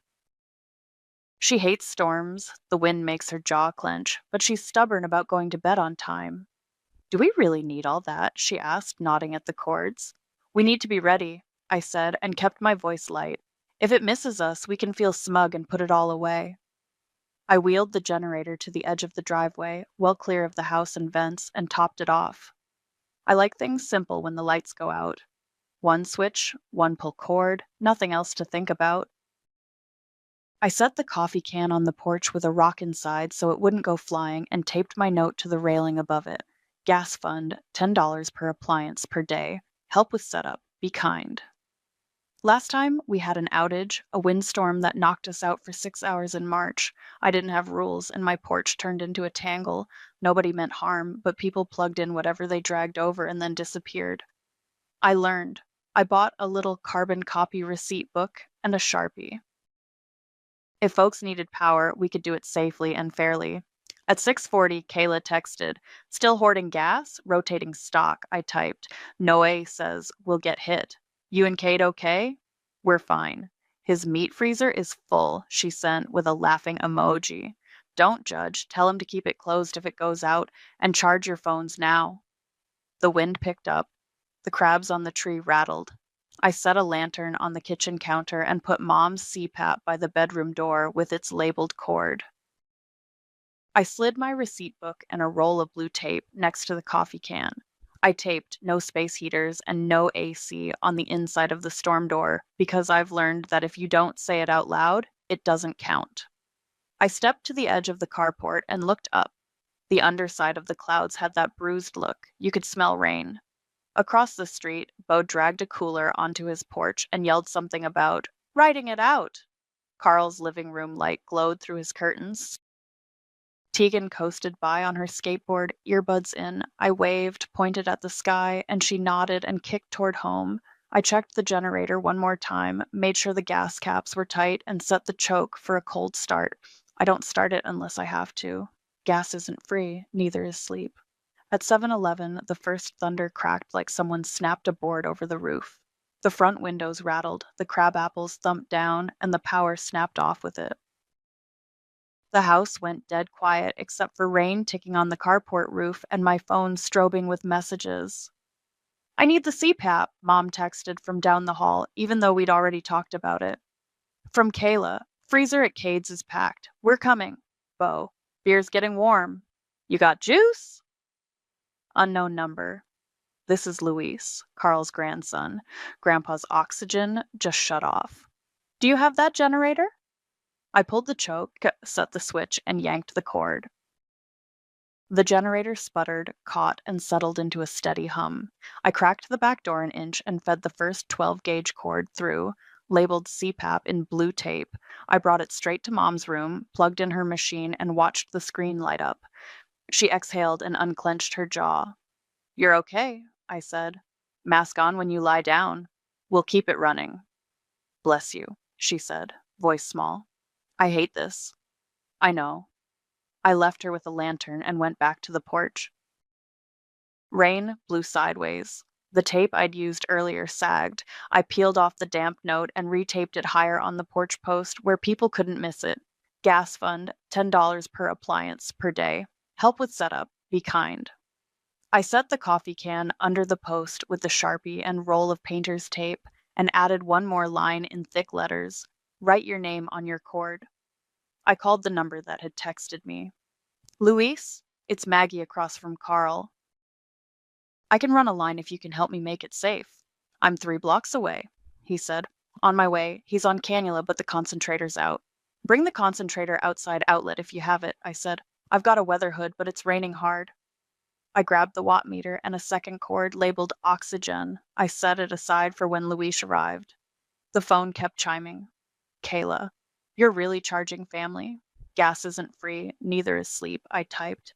Bring cash. Help with setup. You can put your freezer on a timed cycle. From Bo, I'll do 20 now and the rest later. I typed, it's $10 per appliance per day. I'll give you a receipt. No space heaters, no AC, no daisy chains. He sent back a thumbs up and a second later, a middle finger emoji. I ignored it. Headlights sprayed across my yard and then blinked off. Luis jogged up my steps in a rain jacket, short beard dripping. I'm Luis, he said, a little breathless. Mom's on her way too. He's panicking. Hey, I said, flipping the storm door to wedge it open. We're fine. Let's set the concentrator on his porch undercover. I'll run this line along the hedge, no trip hazards. We went fast but clean. I showed him how to keep the cord off standing water and looped it through a porch rail to keep tension off the plug. Carl opened his door in a cardinal's hat, eyes wet. I can't catch, he started. It's coming on now, I said. Luis has you. The hum of the concentrator filled the porch, and Carl leaned against the doorframe and took a deep breath. He pressed his fingers to my wrist. Thank you, he said. Receipts later, I said to Luis, and he nodded like, of course. Back on my porch, 2 teenagers I didn't know hovered with a strip of phone chargers like ivy. Phones only in 20-minute windows, I said, pointing to the tape. Names on your cords, 10 per day, not per phone. You'll get a receipt. They dug out a bill, scrawled their names, and shuffled under the eave to wait. I plugged their strip into a dedicated outlet on the surge bar I'd set aside for low-draw chargers and set a timer on my phone. Bo stomped over, beer in hand. This cooler can plug in, right? No, it's a heating element. It'll pull dumb watts. You have a fridge in the garage? Yeah, but... Pick one appliance, $10. I have to prioritize medical. I held up the watt meter. I'll show you the draw. He grumbled, but stuffed a crumpled 10 into the can and scribbled Bo Garage Fridge on a piece of tape. I gave him a receipt with the date and time. If you try to plug something else in, I unplug you, I said, not unkind. He snorted. Bossy, he said, but his shoulders dropped. Fine. Headlights again, then doors slamming. Kayla took the steps 2 at a time in a rain jacket over pajamas. Cade trailed behind her, already unwinding a 6-outlet power strip like a magician about to pull scarves. Kayla's eyes went straight to the coffee can. She jabbed a finger at the note. You're charging me? She said, voice cutting through the rain. I'm not paying you to be my sister. Kayla stood there, rain in her hair, fingers stabbing at my note like it had personally insulted her. Cade shook out his power strip, already crouching toward the nearest outlet. Stop, I said, sharper than I meant to. I put my hand on the strip and lifted it out of his reach. No daisy chains, no AC. Phones get a window, freezers get a schedule, medical first. Medical? Cade echoed, rolling his eyes. Your mom's asleep. My meat is thawing. Mom uses her CPAP every night, I said. Carl's oxygen is running now. Those come before a steak. Kayla crossed her arms. You're being dramatic. It's just for a few hours. I reached behind me and pulled the CPAP manual out of the plastic sleeve I keep with the distilled water. I flipped it to the safety page I'd dog-eared. It's not. If she stops breathing, it doesn't wait for daylight. I pointed at the line about uninterrupted power and apnea risk. You can be mad at me. I need you to also be useful. Kayla's eyes flicked over the page, her mouth tightening. I didn't say she doesn't need it. She blew out a breath. Fine. What about the freezer? We bought a quarter cow. Cade set the strip on the step and disappeared back into the rain. He came back hauling a small window AC, cords dangling, and plunked it under the eave like a dog dropping a bone. This'll keep the house cool and the freezer room temp. Absolutely not, I said, voice flat. It's wet. It pulls too many watts. And there's a sign literally on the door. No AC. That's petty, he said. You act like this is your power. It is my generator. My fuel. My porch, I said. I pointed at the line I'd sharpied earlier. Help with setup. Be kind. Those are the rules. Don't call me names on my own steps. He threw his hands up. Whatever. Freezer first, Kayla said quickly, smoothing over the edge like she always does when he gets hot. We can do it on your schedule. What's the watt thing? I stepped to the surge bar and clipped on the watt meter to show her. A chest freezer pulls more on startup and then coasts. We can give it 20, 30 minutes every few hours to keep it cold without wasting fuel. I looked at Cade. If you keep the lid closed in between, your meat is fine. If you open it every half hour to show people, you'll ruin it yourself. He glared but said nothing. Cash in the can, I said. 10 per appliance per day. We'll write your names on the cord going to the freezer, and you're both on the fuel haul later. No free rides. We're burning real gas. Kayla made a face. You're really going to make me pay? Yes, I said. I'm not charging you to be your sister. I'm charging you to run an engine on gasoline that costs money. You're helping, and you'll get a receipt like everyone else. She dug in her pocket and pulled out a 20 that looked like it had been through the wash. She shoved it into the coffee can hard enough to rattle the coins at the bottom, then grabbed the blue tape and wrote Kayla Cade Freezer in block letters. I handed her the plug-in timer and showed her which outlet to use and how to set it to come on at the top of the hour for 20 minutes. Cade crouched at the edge of the porch, sullen. Can I at least plug in a fan? It's hot. Box fan on low? Fine, I said. But that's your one appliance. It's $10 too. Pick between the fan and the freezer. He stared at the floorboards. The freezer, he muttered. Good choice, I said. I tore off a receipt and wrote the time, freezer, 1 day, and the amount. I handed it to Kayla. Stick it in your wallet. If we shut down early and there's money left, I'm refunding proportional. That's how this works. She looked like she wanted to argue, but swallowed it. What do you want us to do? Right now, carry this extra gas can into the carport where it won't get kicked, I said. Then help me route your cord so nobody trips. After that, you're on the midnight rotation to top off the tank. She nodded and picked up the can without a word. Cade followed with the coiled cord, his jaw still tight. We ran their line along the side of the steps, taped it every few feet, and looped it so it wouldn't wiggle loose in the wind. Behind us, the teenager's phone timer went off. I moved them to the waiting side and plugged in the next two chargers, kept my own phone near my pocket where Mom's texts would buzz through. Luis texted a thank you and a thumbs up emoji from Carl's porch. Across the street, Bo shouted something about the Cardinals to nobody in particular and went back inside. Rain hammered the roof harder. The generator's steady thrum felt like a heartbeat in the dark. I checked the fuel gauge on the tank and the level in the cans out of habit, counting without thinking. How many hours at this load? How many cans until morning? I ducked inside, pulled up the utilities outage map, and saw the banner at the top. Widespread damage, estimated restoration, 4872 hours. I stepped back under the carport lights and looked at my row of red cans, the slosh line on each. We had enough for tonight, and maybe tomorrow if I kept it lean, not 3 nights. Maybe less. The wind pushed a sheet of rain into the driveway, and I tightened my grip on the funnel.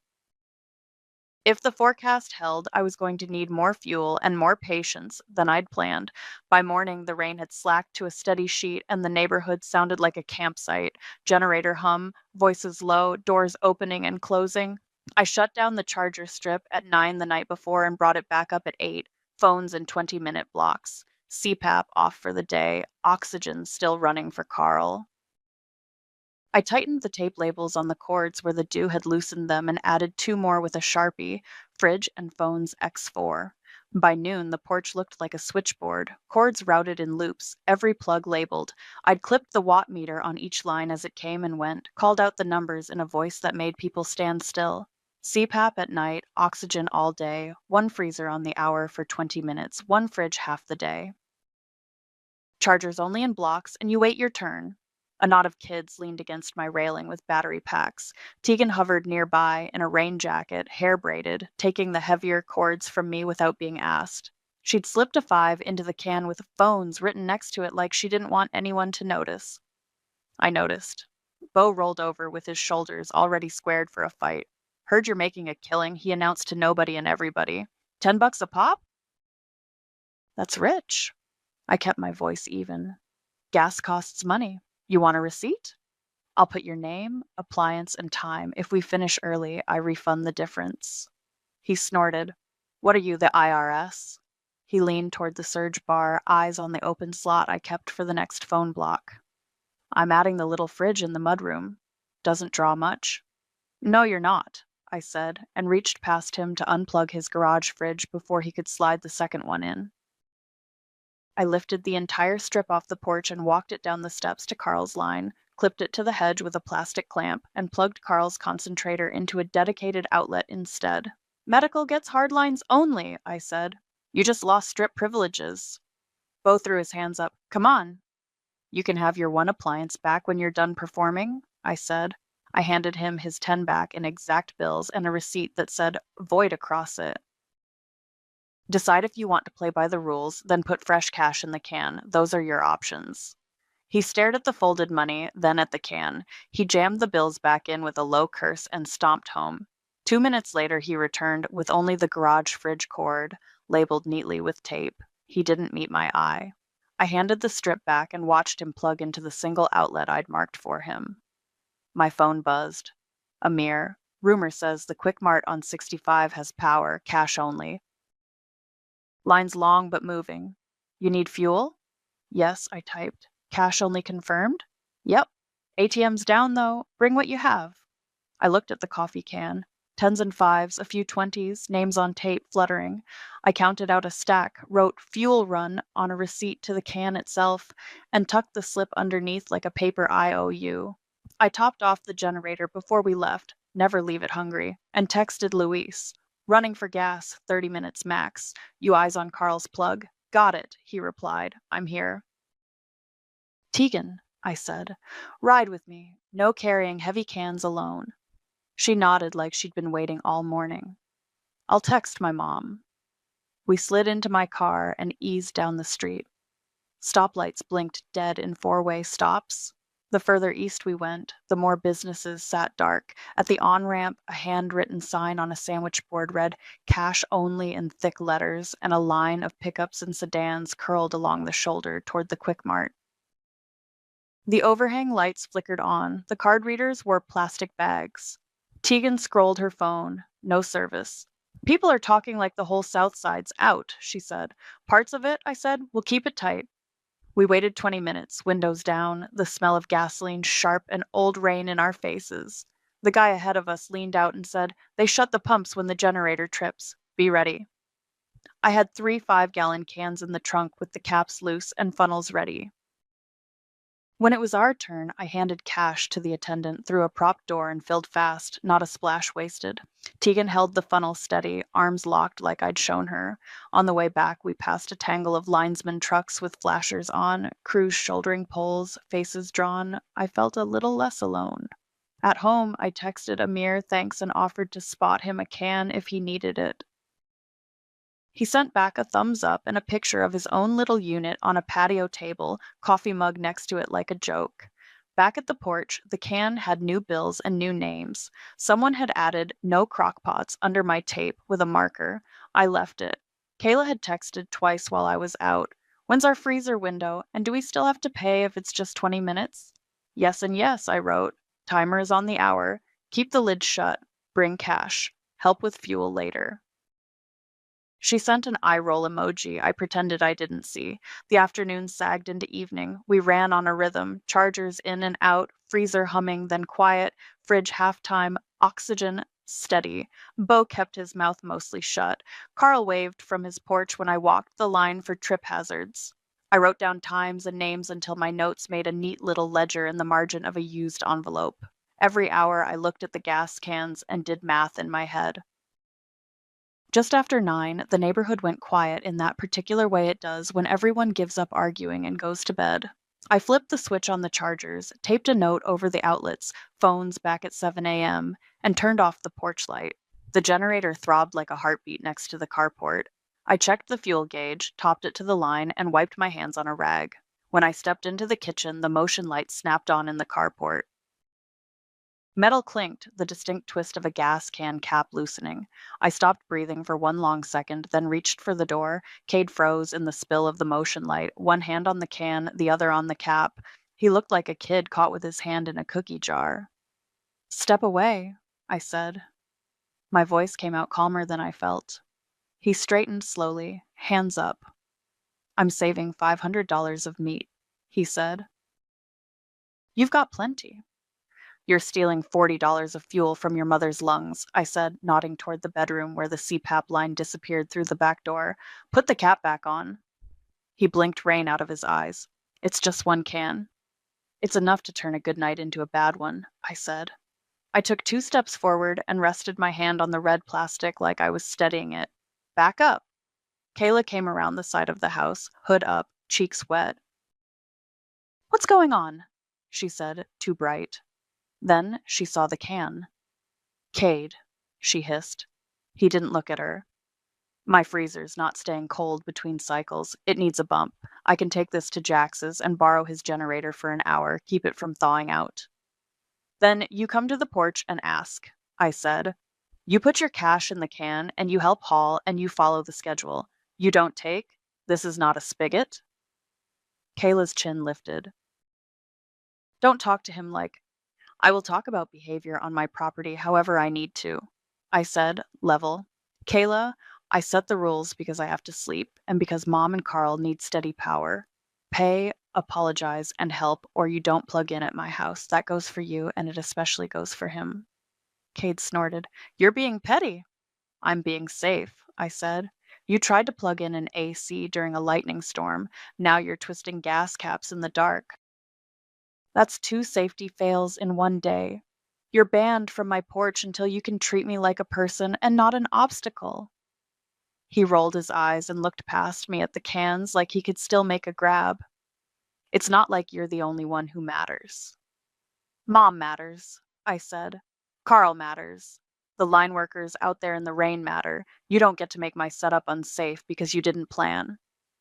Kayla stepped between us, palms up. "Okay," she said, voice lower. "Cade, stop." "Maggie, can we talk?" He panicked. "It's our food." "I get it," I said. "You want to save your food. I want Mom to keep breathing. We can do both as long as people respect the rules." Cade shook his head. I'm going to Jax's, he said, and shouldered past Kayla. He clomped down the driveway, splashing through a puddle, and the sound of his truck door slamming echoed down the street. Kayla stayed under the carport, staring at the wet concrete. He shouldn't have touched your stuff, she said, quiet. No, he shouldn't have, I said. I'm not changing the rule. If he wants back on this porch, he pays what he owes, he apologizes, and he helps with fuel. Full stop. She nodded once, eyes shiny. We'll figure out the freezer, she said. I'll stick to the schedule. From inside, a polite beep punctured the rain. Mom's CPAP flashes an alert when it senses power wobble. The generator had dipped for a second as the load shifted. It was time to refuel anyway. I have to top off, I said. You can hold the flashlight or you can go home. Your call. I'll hold it, she said, already pulling her phone out and clicking on the beam. We moved to the generator, tucked under the edge of the carport where it could breathe but stay mostly dry. I killed the load, shut the valve, let it idle down. My hands weren't as steady as I wanted them to be.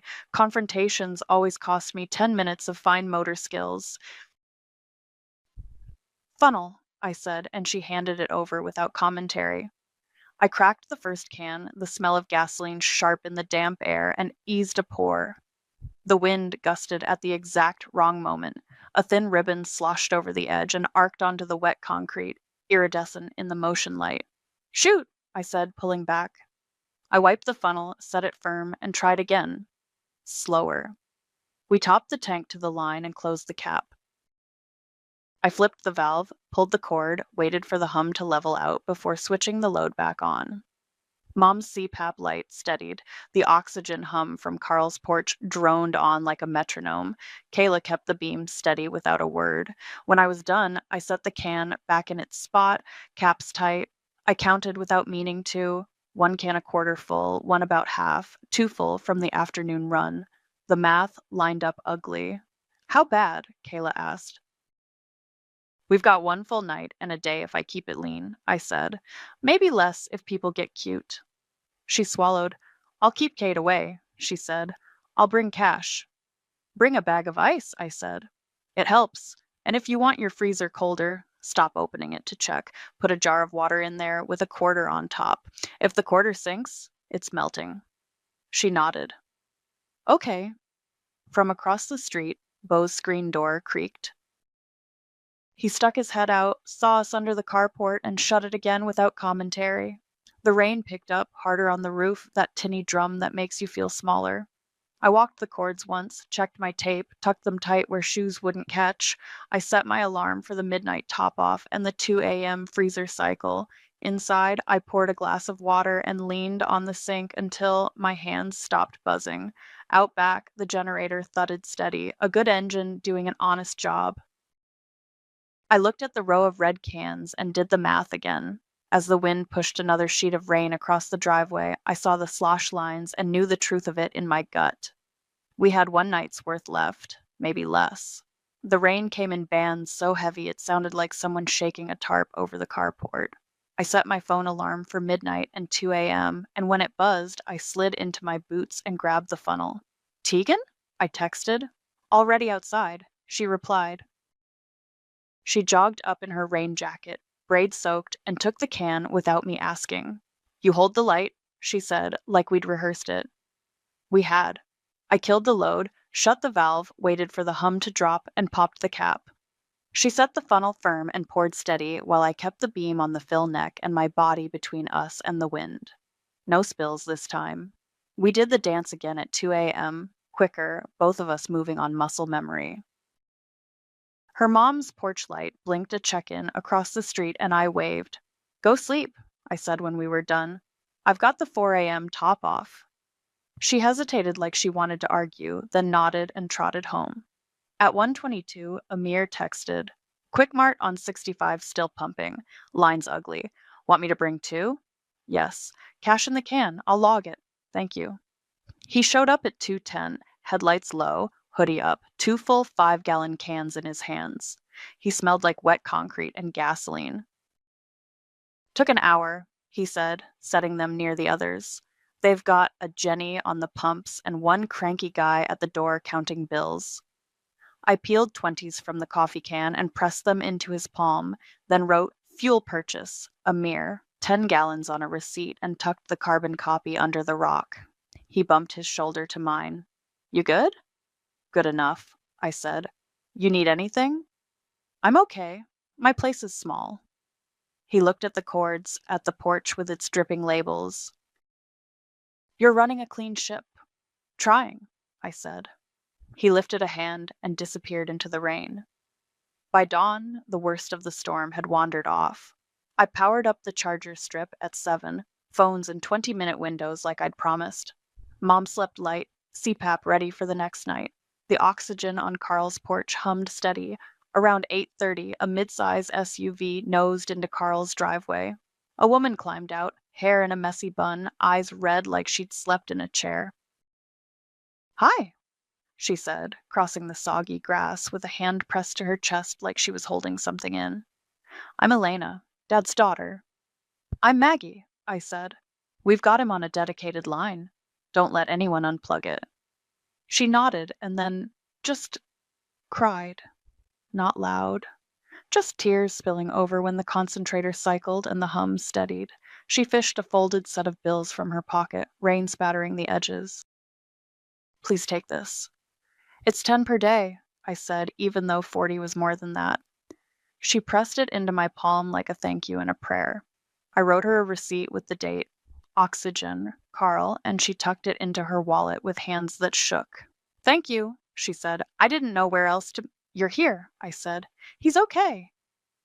At 10, Kayla trudged up in a blue poncho, a bag of ice banging her knee, rain dripping off her nose. No Cade. She set the ice by my door and put cash, crisp 20s this time, into the can without theatrics. I'm sorry about last night, she said.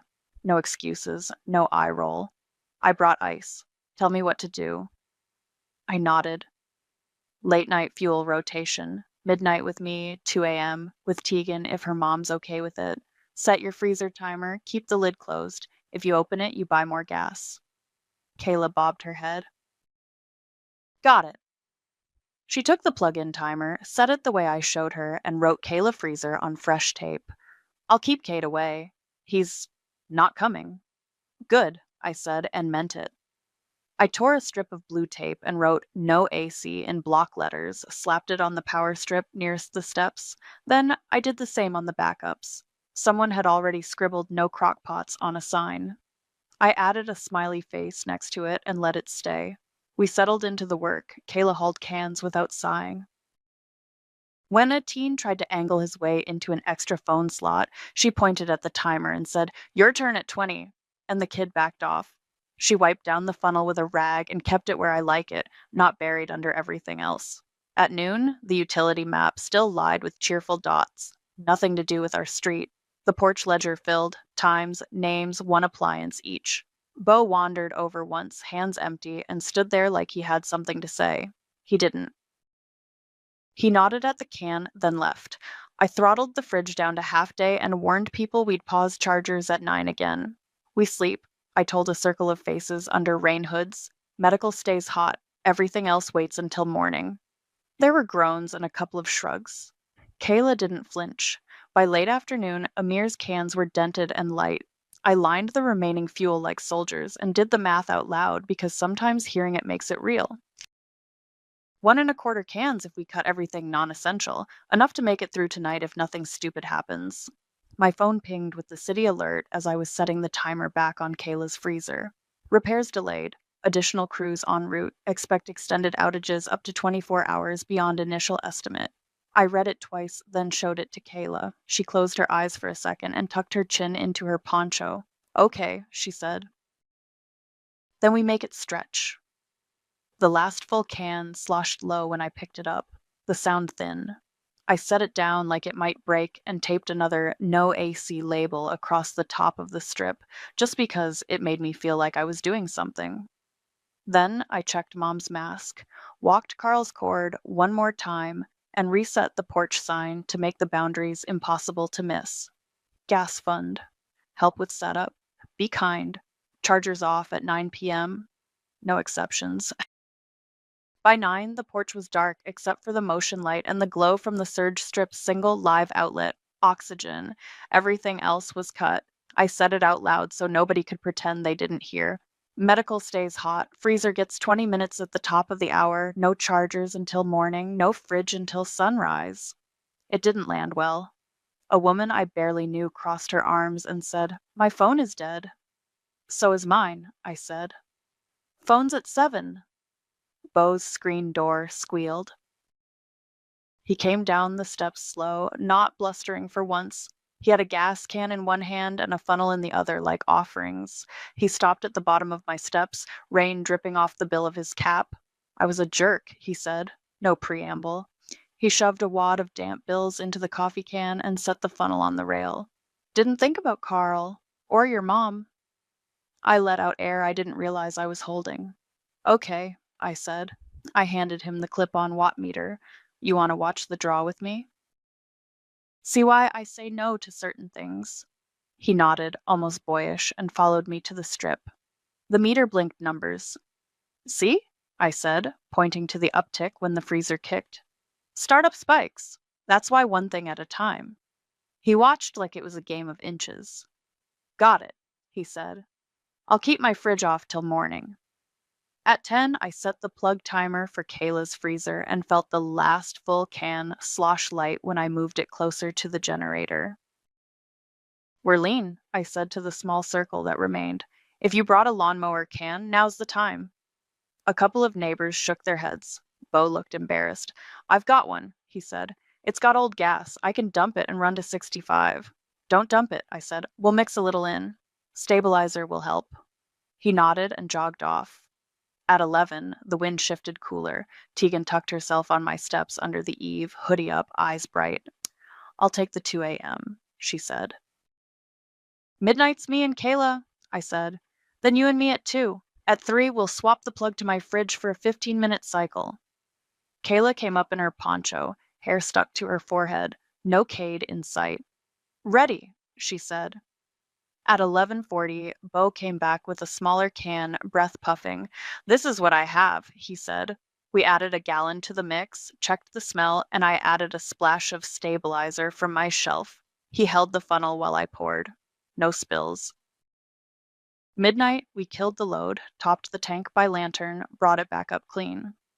Kayla kept her face turned into the rain to keep the glass on the lantern dry. "You're good at this," she said, not looking at me, like she didn't want to make a big deal of it. "It's just practice," I said. A set of headlights washed over the yard at 12:30. Cade's truck. He idled at the curb and then parked, door swinging open hard enough to rock. He stomped up, already halfway through a sentence. "I need the freezer back on longer. It's not cold enough." "Then stop opening it," I said. He ignored me, put a foot on the bottom step.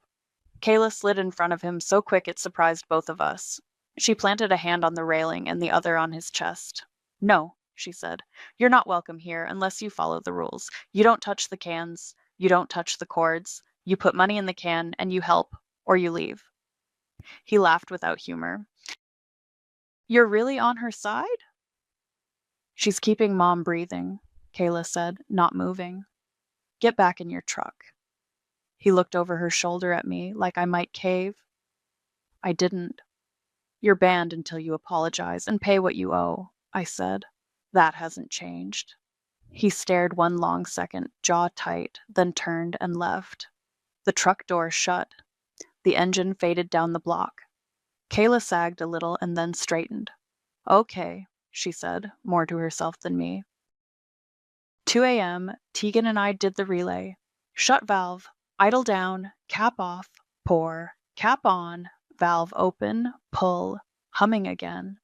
At 3, I swapped the plug to my fridge for 15 minutes, the watt meter ticking up, then down. Kayla catnapped on the couch with her shoes on. I set my phone to vibrate and rested my eyes in 5-minute snatches, chin tipped to my chest, the generator's thrum a metronome. At 4:30, the engine coughed once, a dry little hitch that made my stomach drop. "Not yet," I whispered. Tegan's head snapped up. We both moved, checking cap, checking valve, listening. It steadied, but I could feel the end of the tank in my bones. Just before dawn, the sky went from black to charcoal. I was on the steps, hood up, watching the watt meter like I could will it lower.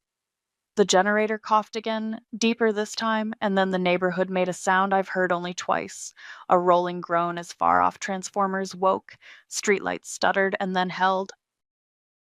My kitchen window blinked to life. Porch lights popped on up and down the block like someone was clicking a row of switches. I shut the fuel valve and let the engine run itself dry, all the while hearing that thin, miraculous hum of the grid coming back. When the generator died to silence, the porch smelled like gas and wet socks and relief. Tegan whooped into her sleeve. Kayla came to the door with her hair sticking up and her eyes soft. Inside, Mom's door creaked. "Is it back?" she called. "It's back," I said, and my voice did a thing I didn't expect. I picked up the coffee can and the receipt book with hands that didn't shake anymore. We made it. When the lights held steady for an hour, I trusted it. I left the generator cool and quiet under the carport and started walking cords backward, unplugging one by one, coiling as I went. I knocked on Carl's door and found Luis on the porch with a mug. "Wall outlet now," I said, and we swapped the concentrator to the indoor plug together, no gap. Elena stood behind him with her hands clasped, like she'd been afraid to breathe until that click. "Thank you," she said again. Luis squeezed my shoulder. I pointed to the tape label still clinging to their cord. "Keep that," I said. "Next time, we're faster."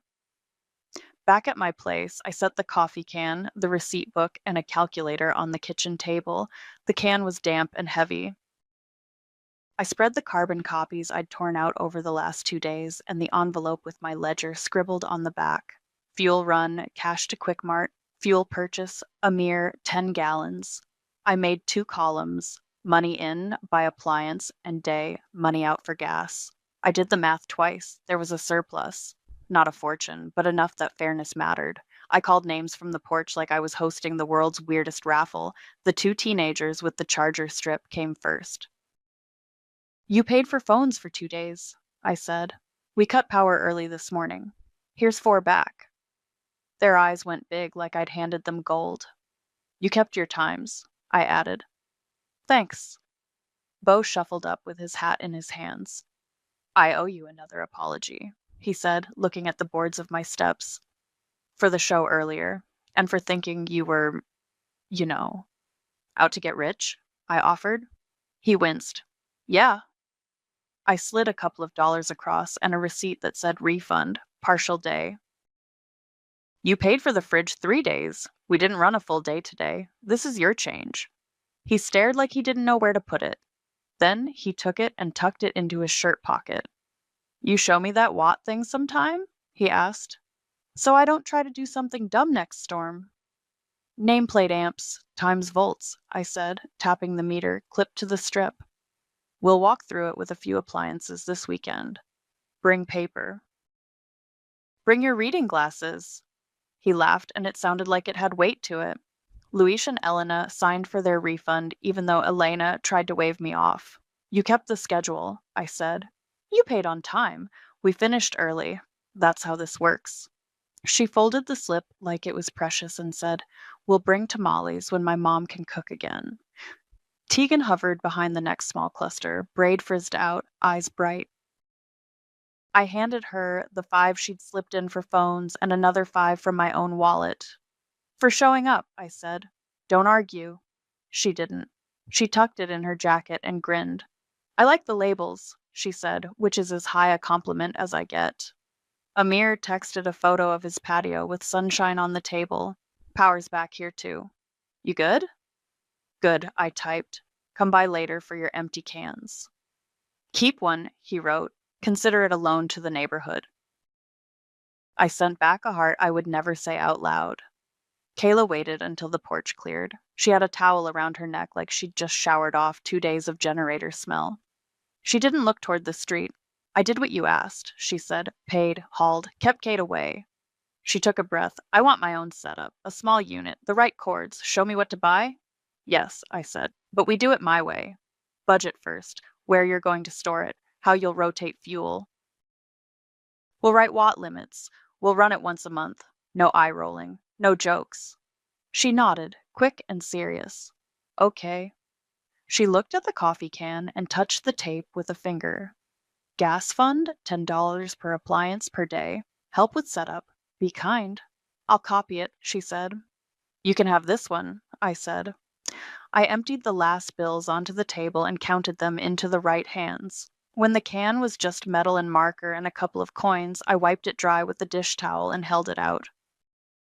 Start your own rules. She took it like I'd handed her a fragile thing. I'm sorry, she said, this time looking me in the eye.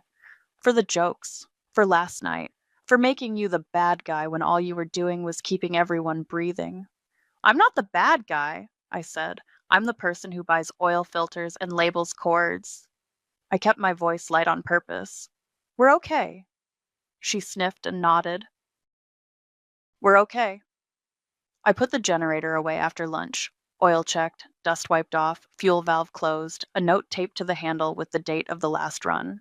I coiled the cords in the loose circles so they'd unroll clean next time and stacked the gas cans in their spot with the spouts sealed. 2 still had a slosh. I added stabilizer and wrote half on the caps. Mom came out in her slippers and touched the carport post where the note had hung, then patted my arm. Proud of you, she said. It was everybody, I said, but I let it land. Bo waved from across the street and held up the watt meter like a future appointment. Tegan skateboarded by, fanning herself with my old blue tape label that said, no AC in block letters. Carl sat by his front window in his hat, the concentrator purring on wall power like it had all along. I slid the coffee can onto the shelf in the carport, exactly where it had been before anyone cared. The words on it weren't about gas anymore. They were about the only rules I'm willing to live by. Pay your share, do the work, and don't be a jerk. The lights were on, the house smelled like coffee instead of gasoline. And next time the sky went green, nobody would call my preparations trashy. They'd call them a plan,